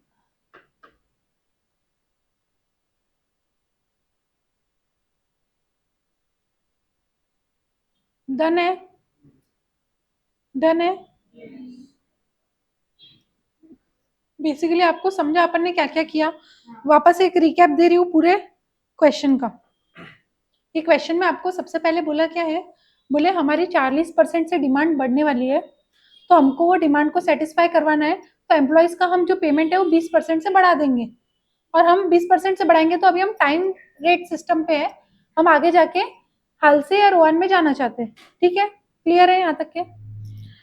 तो बोले टाइम रेट के हिसाब से हम कितना कमा रहे हैं, कितना बना रहे हैं, और हालसे रोवान किया तो कितना बनाएंगे। तो आवर्स के हिसाब से पहले देख लो कितना आवर्स हम एक्स्ट्रा काम कर रहे हैं। सबसे पहले तो हालसे रोवान का पेमेंट निकाल लो कि हमारा आउटपुट कितना है, वो दिया है एक्चुअल आउटपुट। एक्चुअल आउटपुट दिया है तो अपन उससे क्या निकाल सकते हैं, स्टैंडर्ड आवर्स निकाल सकते हैं। एक्चुअल आउटपुट पता है, रेट 1 यूनिट का आपका आवर्स पता है, आवर्स पर यूनिट पता है, तो उससे अपन स्टैंडर्ड आवर्स निकाल सकते हैं। तो अपने स्टैंडर्ड आवर्स कितने है, बोले अपने स्टैंडर्ड आवर्स जो है वो 12,000 कितना बोलते हैं 87, 12,087 आया। अभी 12,087 आया, अपन ने काम एक्चुअली कितने घंटे किया, तो बोले 24 दिन 8 घंटे 50 वर्कर, 24 दिन 8 घंटे 50 वर्कर, यानी 9,600 घंटे किया। तो 9,600 घंटे किया यानी आपने कितना टाइम सेव कर लिया, बोले 2,487 घंटे सेव कर लिया, यानी 2,487 आवर्स सेव हो गए अपने। तो उसके लिए अपन प्रीमियम देंगे। तो बोले प्रीमियम कितना देंगे, पहले तो आपका 4 लाख आपका नॉर्मल आ गया, 96 इंटू 50, 9600 इंटू 50 प्लस 2,487 जितना बचा उसका 50% इंटू 50 का रेट, राइट। तो आपका टोटल अमाउंट ऑफ हाल से पेमेंट आ गया। वैसे ही रोवान में क्या किया, 9,600 इंटू 50 आपका normal payment plus time save कितना हुआ, तो बोले 2,487 आवर्स सेव हुआ, कितने में से 1,287 में से, और into actual time 9,600 into rate per hour 50। तो ऐसे ही अपना हालसे का रोवान का फॉर्मूला लगा के उसका अमाउंट आ गया। तो बोले आपने हालसे रोवान में क्या इफेक्टिव रेट दिया, rate per hour, effective rate per hour यानी टोटल पैसा कितना दे रहे हो, टोटल कितने घंटे काम किया, तो इफेक्टिव निकलता है। तो यानी बोले हम इतना पूरा पैसा दे रहे हैं इतने घंटे काम कराने पे, तो हमारा रेट पर आवर इफेक्टिव 56.48 बनता है फॉर हालसे, और सेम लाइंस पे 60.29 बनता है फॉर रो 1। अभी हम रेट पर आर टाइम बेसिस पे कितना दे रहे थे, 50 रुपया, तो 50 से कितना बढ़ा, 6.48 बढ़ा, और 60.29 हो गया तो कितना बढ़ा आपका, 50 से 10.29 बढ़ा, तो 6.48 जो बढ़ा 50 रुपए से, उसका परसेंट फॉर्म में कितना परसेंटेज में बढ़ा, क्योंकि आपको परसेंट में पूछा है कितना बढ़ना है, तो बोले 20% से रेट बढ़ा, 20.58%, सॉरी ऊपर 12.96% से बढ़ा, पहला वाला 12.96 है ना, 12.96 से बढ़ा। और अगर अपन 10.29 कैसे आया, तो बोले रोवान से अपना कितना आ रहा, 60.29 आ रहा, 50 अपना नॉर्मल है, तो 10.29 रुपीज से अपना रेट बढ़ा कितने पे, 50 पे, 50 पे, तो उसका इफेक्टिव परसेंटेज कितना आ गया, 20.58% अपन ने बढ़ाया। तो अभी अपने को क्या बोला था, 20 के ऊपर रेट बढ़ना चाहिए, तो रोवान अपने लिए अभी बेनिफिशियल है। इतना अपने को समझ गया, यहाँ तक के क्लियर हो गया पार्ट 1 में। अभी सेकंड पार्ट में आपको क्या पूछ रहा है, बोले हमको पर यूनिट बताओ, पर यूनिट आपका रेट पर यूनिट बताओ, रेट पर आउटपुट बताओ, लेकिन कौन से दो स्कीम में, हलसे और रोवान के हिसाब से। तो हलसे के हिसाब से पेमेंट कितना गया, तो बोले हलसे के हिसाब से पेमेंट गया इतना, हलसे के हिसाब से इतना पेमेंट गया, कितने घंटों पे गया, कितने सॉरी यूनिट्स पे गया, अभी यूनिट्स पे बोल रहा है, तो अभी आर से डिवाइड करेंगे क्या, अभी अपन ने इफेक्टिव आरली रेट निकाला, अभी अपन इफेक्टिव यूनिट रेट निकालेंगे, तो इतने यूनिट्स पे गया, तो बोले 88.60 का अपना रेट बना, रेट पर यूनिट हलसे में। सेम लाइंस पे अपन ने रोवान में निकाला, तो 94.57 बना रोवान में। डिनोमिनेटर चेंज होगा क्या, डिनोमिनेटर चेंज नहीं होगा, आर्स में भी 9600 था, यहाँ पे यूनिट्स में भी आपका 6120 है हर बार, ठीक है, खाली अमाउंट अपने हलसे रोवान में जो निकाली वो हो गई। अभी अपने को क्या बोला, कितना इंक्रीमेंटल अपन पर यूनिट पैसा दे रहे, तो अपने को पहले एग्जिस्टिंग पर यूनिट कितना दे रहे, तो बोले 1 घंटे में 50 रुपया दे रहे हैं, और अपने को कितना एक यूनिट के लिए लगता, बोले 1.975 आवर्स लगता, तो अपन 1.975 आवर्स के लिए कितना देंगे, तो 98.75 रुपीज का रेट देंगे, तो 98.75 रुपीज का रेट अपन दे रहे हैं, और हाल से में 88.60 का रेट बैठ रहा है, तो अपना यहाँ पे रेट कितना सेव हुआ, तो बोले अपना रेट सेव हुआ 10.15 का, 10.15 पर यूनिट का रेट सेव हो गया। और वैसे ही रोवान में किया तो आपका आया 4.18 रुपीज का रेट सेव हो गया, क्योंकि अपना रोवान के हिसाब से रेट कम आ रहा अभी एक्चुअल के रेट से, दोनों में भी एक्चुअल रेट ज्यादा है, और हाल से और रोवान से रेट पर यूनिट कम आ रहा, तो अपन ने रेट सेव कर लिया पर यूनिट से, तो उसकी सेविंग हो गई कंपनी की। सेकंड पार्ट में वही पूछा है, कंपनी की सेविंग क्या हुई दोनों स्कीम्स के अंदर, अगर मैं पर यूनिट ऑफ आउटपुट के हिसाब से रेट निकालू तो, समझा क्या। थर्ड पार्ट में क्या बोल रहे हैं, हमको एडवाइस करो, हमारा जो 40% इंक्रीज डिमांड है वो भी सेटिस्फाई होना चाहिए, वो भी फुलफिल होना चाहिए प्रोडक्शन में, और हमारा 20% इंक्रीज इन सैलरी जो है एम्प्लॉय का वेज वो भी सेटिस्फाई होना चाहिए। ऐसी कौन सी सिचुएशन है और हमने कौन सा स्कीम अडॉप्ट करना, तो हाल से तो पिक्चर से ही बाहर चला गया, क्योंकि उसका 12% से इंक्रीज हो रहा है सैलरी, अपन ने पार्ट 1 में ही देख लिया 12% से इंक्रीज हो रहा है सैलरी, ये वाला रोवान जो है वो 20% के ऊपर दे रहा, तो पिक्चर में रोवान ही बचा, पर अब रोवान के हिसाब से या हलसे के हिसाब से प्रोडक्शन भी सेटिस्फाई हो रहा है क्या, वो देखना है। बोले तुम्हारे पास कितने घंटे हैं, 9600 आवर्स है एक दिन में, एक महीने में, कैसे क्या, 24 दिन 8 घंटे और 50 एम्प्लॉइज, 9600 घंटे, एक यूनिट 1.975 घंटे में बनता है, तो आप कितने यूनिट बना पाओगे, 4861 यूनिट बना पाओगे।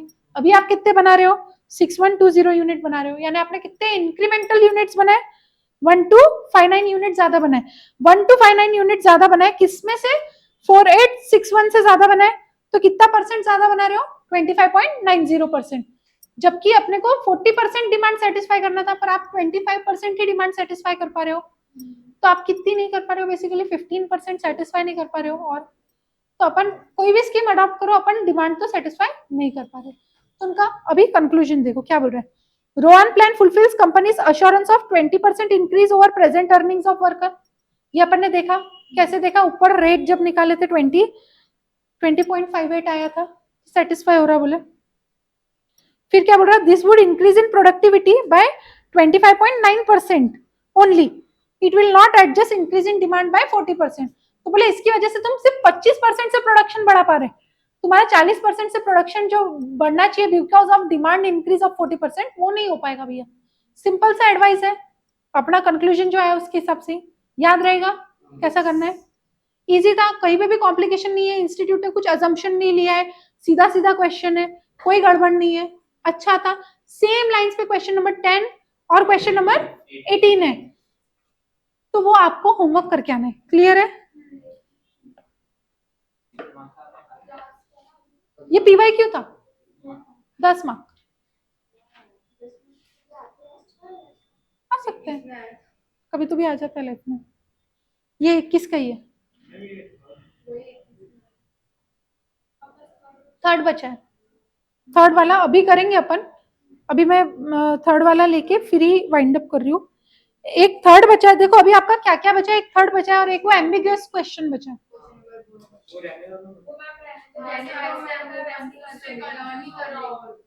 एक बार आप उनका आंसर देखना, हाँ?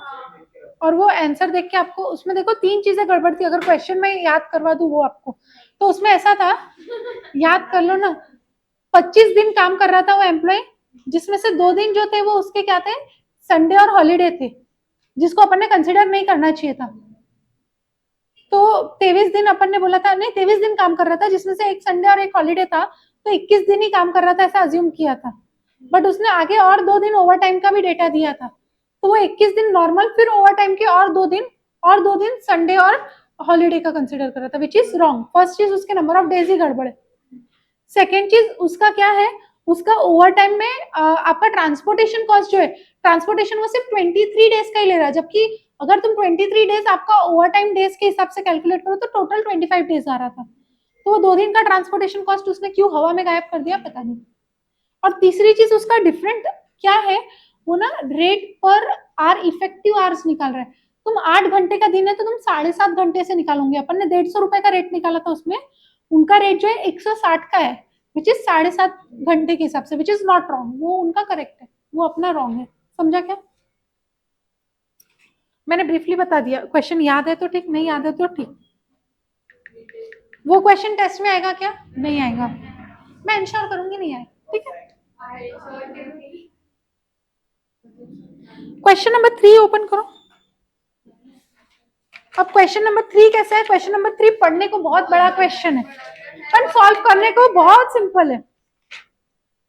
पढ़ना बहुत जान पाता हो क्वेश्चन को, बस वैसी बात है, क्योंकि बहुत बड़ा है।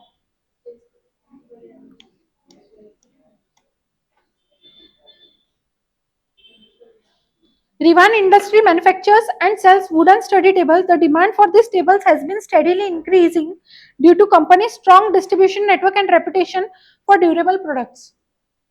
फालतू की बातें। Despite the rising market potential, the company continues to rely on its long established wage practices. At present, Rivan Industries pays wages. यहाँ से अपने काम का डेटा आ गया। अंडर पीस रेट सिस्टम, अभी एग्जिस्टिंग क्या है? पीस रेट सिस्टम है, with a standard piece rate of 18 per table produced. यहाँ तक के क्लियर है? Company policy for payment is, बोले एफिशिएंसी जिसकी 100 से कम रही, हम देते हैं 80% ऑफ स्टैंडर्ड प्राइस। एफिशिएंसी अगर इक्वल टू मोर देन 100% रही तो workers are paid 125 of standard price. 120 था वहां पे, यहाँ पे 125 कर दिया, ठीक है। स्टैंडर्ड आउटपुट पर आवर इस 3 टेबल्स, तो रेट पर आवर कितना हो गया? रेट पर यूनिट कितना है आपका? 18 है। एक आर में कितने यूनिट्स बन रहे? 3 यूनिट्स, तो एक यूनिट का रेट क्या हो जाएगा? 18 इंटू 3। एक घंटे में 3 टेबल बन रहे हैं ना भैया।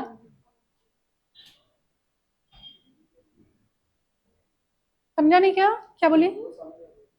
क्या नहीं समझा? एक यूनिट का रेट कितना हो गया? एक यूनिट का एक, ओ हाँ सॉरी सॉरी, मैंने उल्टा लिख दिया क्या? तो बोल भी नहीं रहे हो, खाली देख रहे हो, बोलना चाहिए ना। एक यूनिट का 18 रुपया है, एक घंटे का 3 यूनिट बनता है, तो एक रेट पर आर कितना हो जाएगा? 54 कैसे होगा? 18 इंटू 3 करेंगे क्या?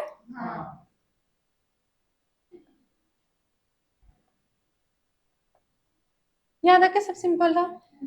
अब क्या बोल रहे हैं, each worker works 9 hours a day Monday to Friday, 4 hours Saturday. Total 132 workers are currently eligible for this wage plan, यानी 132 वर्कर्स हो गए। तो आप कैसे निकालोगे टोटल आवर्स? सबसे पहले कैलसी लो, 9 इंटू मंडे से फ्राइडे कितने दिन होते हैं? 5, तो 9 इंटू 5 कितना? 45 आवर्स प्लस 4 आवर्स सैटरडे के, कितना हो गया? 49 आवर्स अ वीक काम कर रहा है वो इंसान, इंटू क्यों 54? into 132 workers.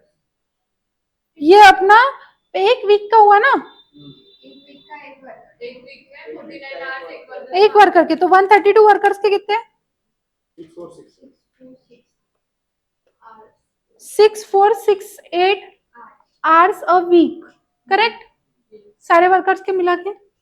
अभी क्या बोल रहे हैं, however the cutting and finishing machines used in production were purchased many years ago and now limit workers efficiency, मतलब वो मशीन जो है वो बहुत स्लो हो गई, तो उसकी वजह से एम्प्लॉय को धीरे धीरे काम करना पड़ रहा है और वर्कर की भी एफिशिएंसी डाउन हो जा रही है। As a result worker have demanded a shift to a time rate wage system at 65 per hour along with incentives under Halsey plan.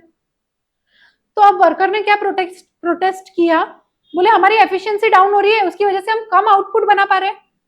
तो पीस रेट सिस्टम में नंबर ऑफ आउटपुट्स के basis पे मिलता है, जबकि हम टाइम ज्यादा दे रहे हैं और हमारा टाइम किस खुशी में जा रहा, तो बोले मशीन तुम्हारी स्लो चल रही है, उस खुशी में हमारा ज्यादा टाइम जा रहा, तो हमको टाइम के हिसाब से पे करो, पीस के हिसाब से नहीं। और टाइम के हिसाब से भी कैसे पे करना है? हालसे सिस्टम से। समझ में आ रहा है? यहाँ तक के पूरा किस्सा कहानी क्लियर हो गया। तो अब क्या बोल रहा है, to evaluate financial impact the management has prepared following estimated production levels for January in 3 different scenarios. बोले जनवरी में क्या क्या हो सकता है? 3 केसेस हो सकते हैं। वर्स्ट केस, खराब से खराब कंडीशन में आपके कितना आउटपुट होगा? बोले 36,900 यूनिट्स बनेगा।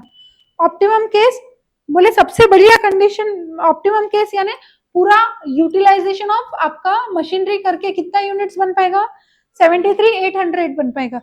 बेस्ट केस, अगर हम बहुत धक्का मारे एम्प्लॉयज को कि भाई तू पुश कर, मशीन से जल्दी काम करवा, तुम ओवर टाइम काम कर, तो उससे कितना आउटपुट निकलेगा?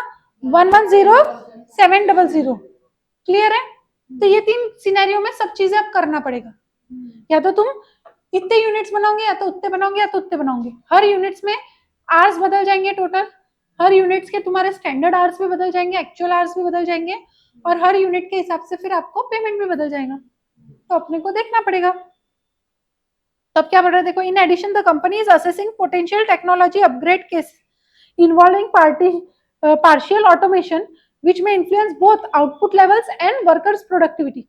बोले ये कब पॉसिबल होगा? कंपनी सोच रही है, असेस कर रही है कि हम मशीनरी को बदल के नवी मशीन लगा ले एडवांस्ड, जिसकी वजह से बोले आउटपुट भी बढ़ जाएगा और वर्कर की प्रोडक्टिविटी भी बढ़ जाएगी। समझ में आ रहा क्या? दोनों भी चीजें, इसीलिए वो उतने यूनिट्स बढ़ सकते हैं, ऐसा सोच रहे। अगर उन्होंने मशीन नहीं बदली तो बोले वर्स्ट केस हो जाएगा। मशीन बदल दी बट ठीक ठाक की मशीन लगाई तो ऑप्टिमल केस होगा, और मशीन बदल दी और 100% कैपेसिटी पे काम किया तो बेस्ट केस हो जाएगा। समझ में आया क्या? लॉजिक समझ में आ रहा है? अभी क्वेश्चन क्या है? ये सब तो किस्सा कहानी हो गई। क्वेश्चन क्या पूछ रहे हैं? Compute total wages and average wages per worker per month. Average wages per worker per month for 3 scenarios. Total wages 132 क्यों? पर वर्कर हो जाएगा, पर मंथ कैसे करोगे?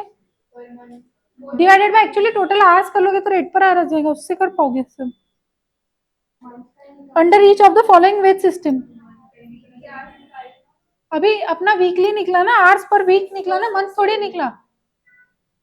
मंथ आपको बोला ही नहीं है ना, समझा क्या? अभी तक अपने पास वीक का डेटा है, मंथ का है नहीं। अभी आगे क्वेश्चन में बताएगा वो।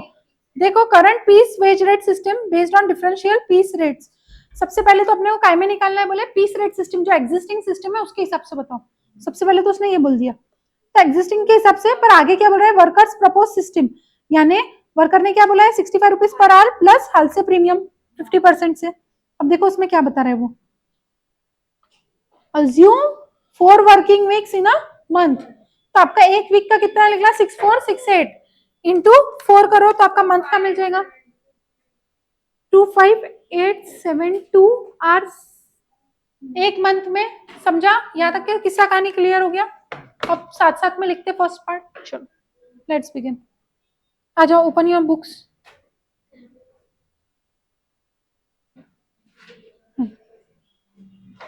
चलो सबसे पहले तो अपन आवर्स कैलकुलेशन लिखेंगे। सबसे पहले लिखो कैलकुलेशन ऑफ एक्चुअल आवर्स। पहले मैं जो ग्रीन में लिखा रही हूँ वो लिखूंगी, ठीक है? 9 आवर्स एक्चुअल आवर्स की स्टैंडर्ड आवर्स, टोटल आवर्स लिखो एक बार। 9 आवर्स इंटू 4 डेज, ये आपका एक हफ्ते का वीक का हो गया। 4 डेज, 4 डेज के 5 डेज, मंडे टू फ्राइडे बोला है ना उसने। तो इनका गलत है, समझा क्या? ये 4 डेज ले रहे हैं,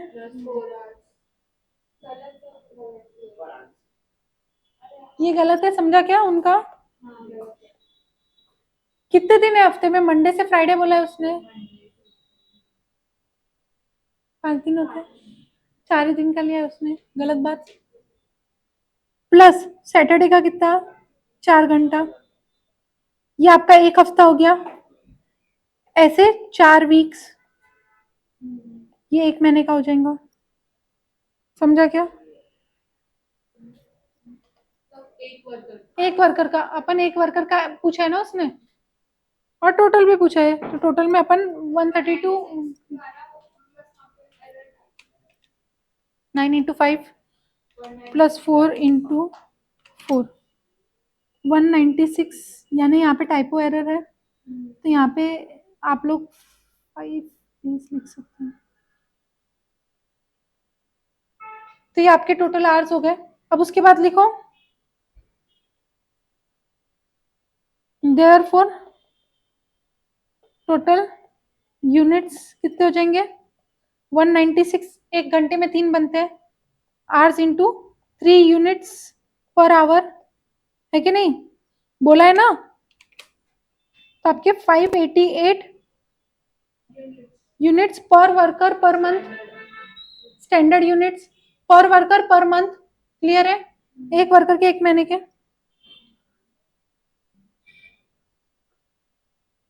और अगर पूरे वर्कर के देखे तो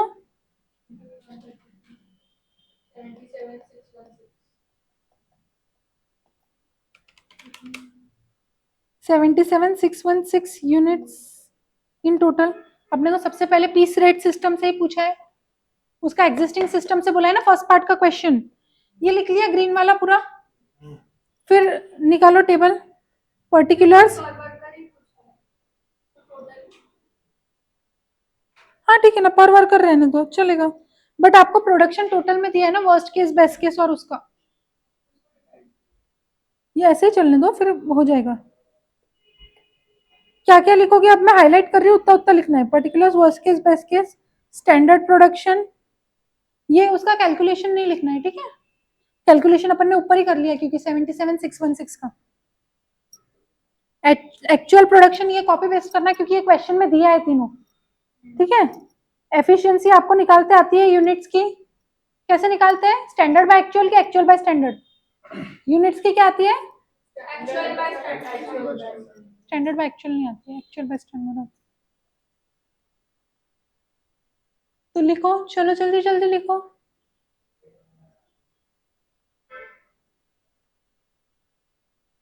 एफिशिएंसी क्यों निकालना जरूरी है? पीस रेट पे वो पेमेंट कैसे कर रहा? Based on efficiency. तो एफिशिएंसी के बाद में एप्लीकेबल पीस रेट। अभी देखो लिखा क्या, यहाँ तक पहुंचे क्या? लिखो लिखो, वहां तक खाली लिख लो हाईलाइट करे हुए तक, फिर आगे एक्सप्लेन करती हूँ। हाईलाइट करे हुए तक लिख लो, फिर आगे एक्सप्लेन करती हूँ।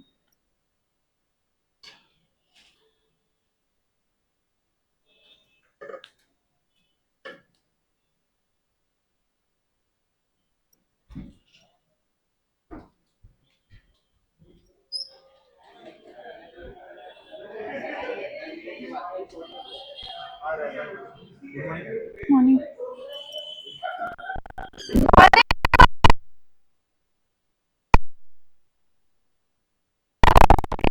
पूरा रिवाइज करके रखो। मैं 10 मिनट्स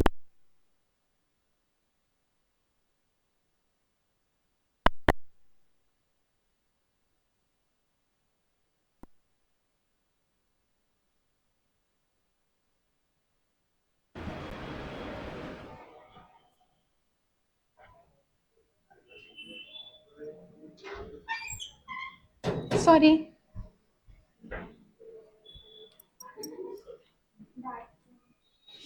डांट के नहीं, काम देके ही। खाली बैठे थे ना। हो गया पेंसिल। हाँ। लिखा है यहाँ तक के। अभी अपने को क्वेश्चन में बोला है, सब लोग क्वेश्चन देखो अपने अपने पास। मैं बार बार क्वेश्चन ओपन नहीं कर पाऊंगी इसलिए। अभी देखो आपको क्वेश्चन में सेकेंड पेज जो है क्वेश्चन का, उसमें बोला है the company's policy of payment under piece rate system is as follows. उसमें बताया है बुलेट लगा के फॉर एफिशिएंसी लेस देन 100%, इसलिए अपन ने एफिशिएंसी निकाला। समझ में आया क्या? नहीं तो एफिशिएंसी का और कोई काम नहीं था। किसकी लेस देन 100% है? ये वाले की लेस देन 100% है, ये वाले की भी लेस देन 100% है। तो ये दोनों को क्या रेट से मिलेगा? देखो क्या बोला है, workers are paid 80% of standard piece rate. Piece rate कितना था? 18 रुपीज पर यूनिट। तो 18 रुपीज पर यूनिट का 80% पे हो रहा है। समझ में आया क्या? तो उसका रेट कितना हो गया? रिवाइज हो गया। और थर्ड वाला बेस्ट केस की एफिशिएंसी कितनी है? 100 के ऊपर है। तो क्या बोला है उसने? फॉर एफिशिएंसी इक्वल टू और more than 100% workers are paid 125%। तो 18 का 1.25 यानी 125%। तो ये आप लिख लो इतना। समझा कैसे निकाला एप्लीकेबल रेट? क्लियर है सबको? एप्लीकेबल रेट कैसे निकला? नेक्स्ट लाइन बहुत सिंपल है, applicable rate into number of units. कितने units? Actual units. Applicable rate into actual units. करो, लिखना है। ये पूरा ही लिख लिया क्या? बोला था क्या पूरा लिखने को? ये लिख लिया सब। अभी एवरेज वेज पर वर्कर कितना हो जाएगा? आपको पर वर्कर पूछा है, पर वर्कर पूछा है। तो ये जो टोटल वेज आ गई उसमें 132 वर्कर्स का है, तो डिवाइडेड बाय 132, तो हर एक वर्कर का एवरेज रेट आ जाएगा। समझा क्या? तो एवरेज वेज पर वर्कर ऐसे निकाला है। लिख पा रहे हो? समझ पा रहे हो? कोई डाउट है?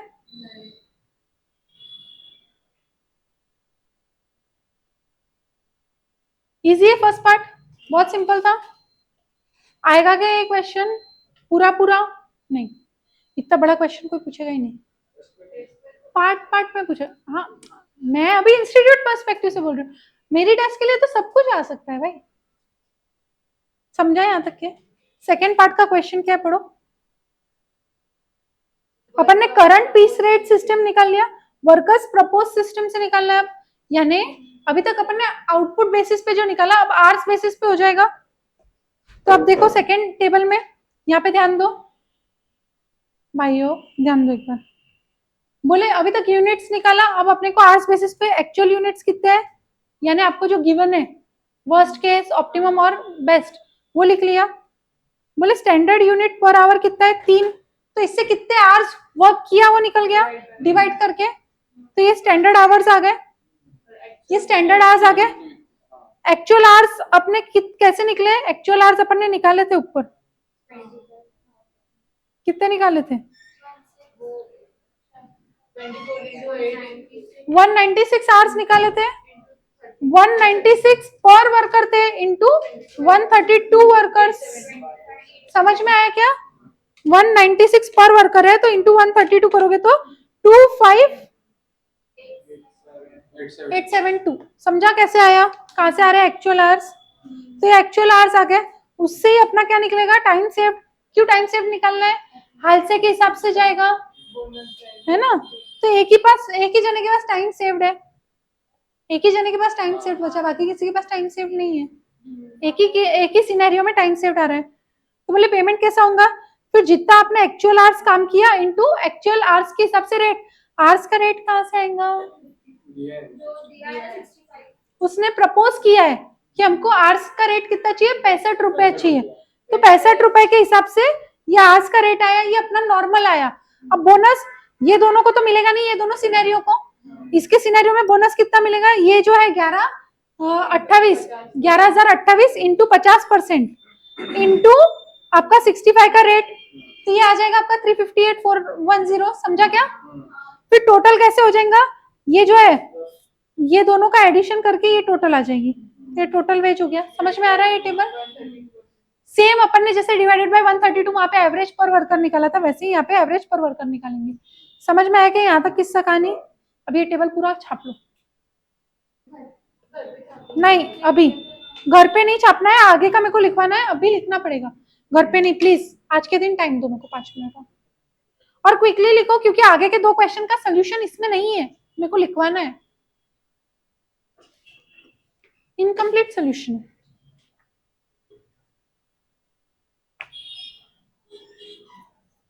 हाँ सर, सर एक 5 मिनट्स है।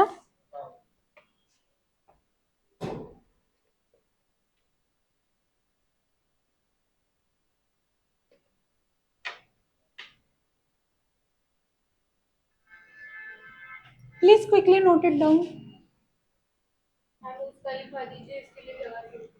लिख लो ना भाई, क्या उसमें क्या जा रहा तुम्हारा, उतना प्रैक्टिस हो रहा और कुछ भी नहीं हो रहा। लिख लो, लिखने में क्या जाता है।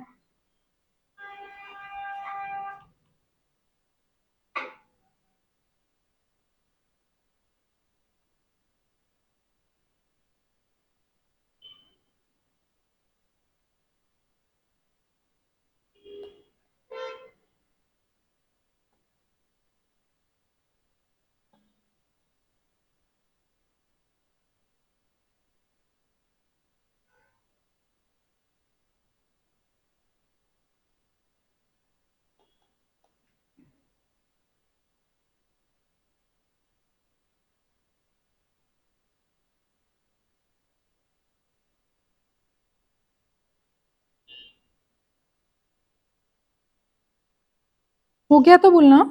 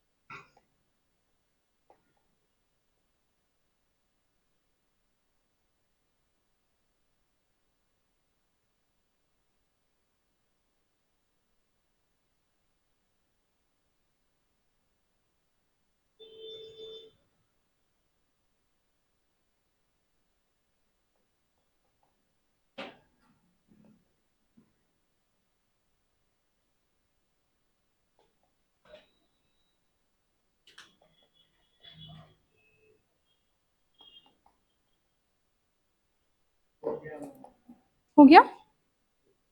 ये पार्ट ए के दोनों आंसर हो गए। क्वेश्चन में आ जाओ, पार्ट ए के दोनों आंसर हो गए।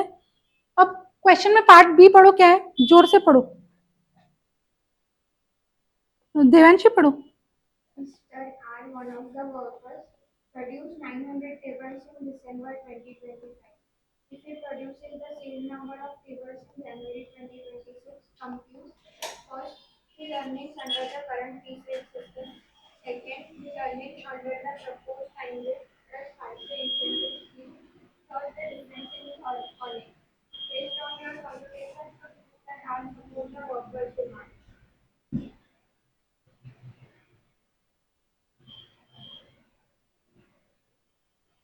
अभी आपको क्या बोला है, एक मिस्टर आर है जिसने पिछले महीने 900 यूनिट्स बनाए थे, अभी ये मैंने भी एक्सपेक्टेड है 900 यूनिट्स बनाएगा।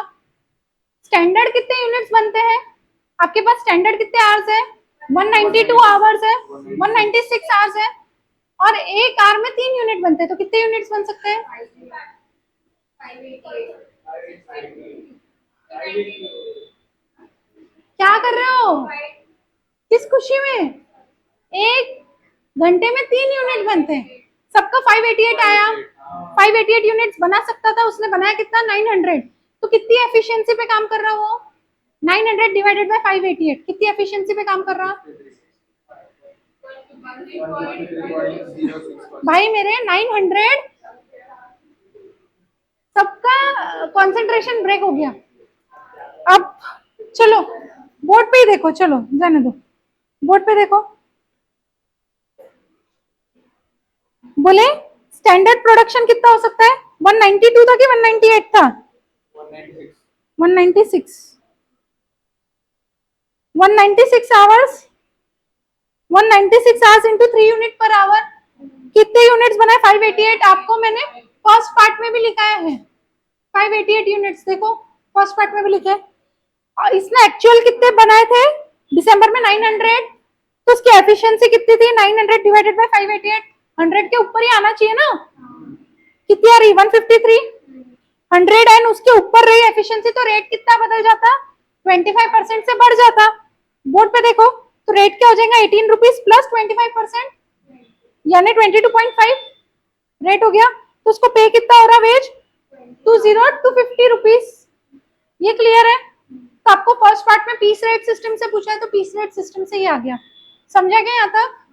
लिख लो ये, चलो जल्दी लिख लो।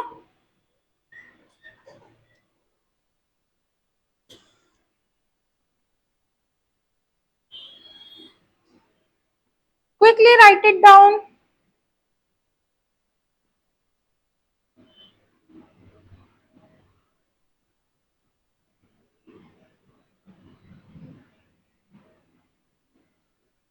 पूरा ही लिखना है बोला?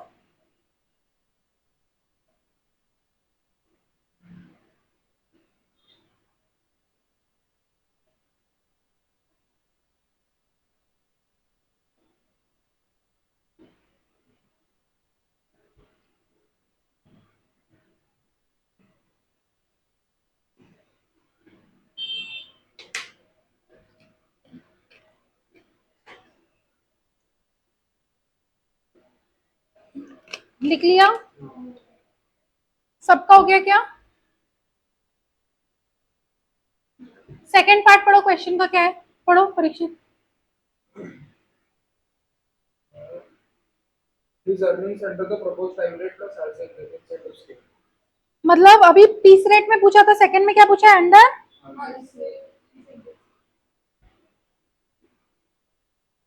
हालसे के हिसाब से टाइम निकालना पड़ेगा। तो standard hours for actual output, कितना एक्चुअल आउटपुट है? 900 यूनिट्स। एक घंटे में 3 यूनिट बनते हैं, तो कितने घंटे काम कर रहा? 300 आवर्स काम कर रहा वो। 300 आवर्स काम करना चाहिए था, कर रहा है ना? 300 आवर्स काम करना चाहिए था। एक्चुअल आवर्स कितने हैं? 196 आवर्स। तो टाइम सेव कितना हो गया? 104 आवर्स सेव हो गया। हालसे सिस्टम से पेमेंट बताओ। तो वेज इज इक्वल्स टू आपका पहले तो 196 आवर्स, रेट कितना है? 65 रुपीज। 65 रुपीज है ना? प्रपोज्ड है, तो 65 लेंगे कि क्या लेंगे बताओ जल्दी से। रेट में हमेशा अपन नहीं, 65 हालसे में अपन ने प्रपोज किया, हालसे मिलेगा तो प्रपोज रेट ही मिलेगा, उसके साथ ही बताया है। Plus 50% of what? 50% of 104 time save into 65 का रेट, बताओ कितना वेज?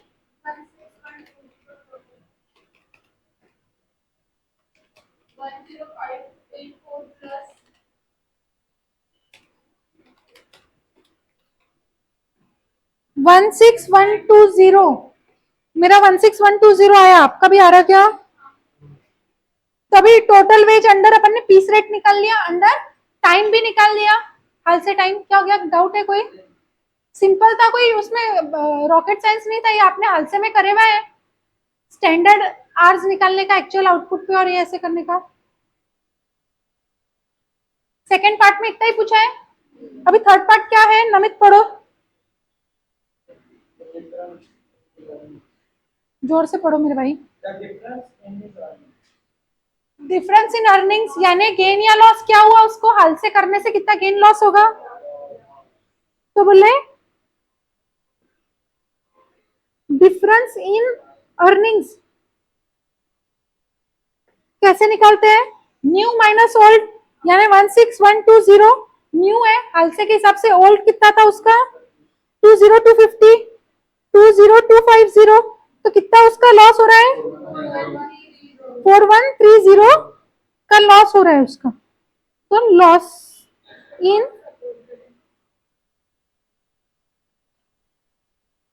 एडवाइस बोला है क्या, लिखो एडवाइस, ये लिख लिया, लॉस इन अर्निंग्स तक, एडवाइस लिखो, supporting the demand of colleagues, supporting the demand of colleagues,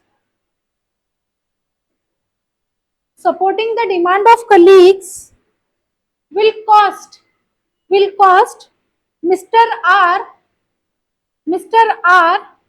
4130 rupees, 4130 rupees a month, हर महीना लग जाएगा ना उसको, एक महीने का ही देखे ना अपन ने, समझ में आया क्या क्या बात हो रही है, समझा क्या question, that's it for this chapter, that's it for the day, ठीक है, चैप्टर खत्म, कल टेस्ट है, पढ़ के आना है, ओके, चलो वो मैं थोड़ी देर में आपको बता दूंगी ग्रुप पर, अभी मेरे को देखने दो पहले।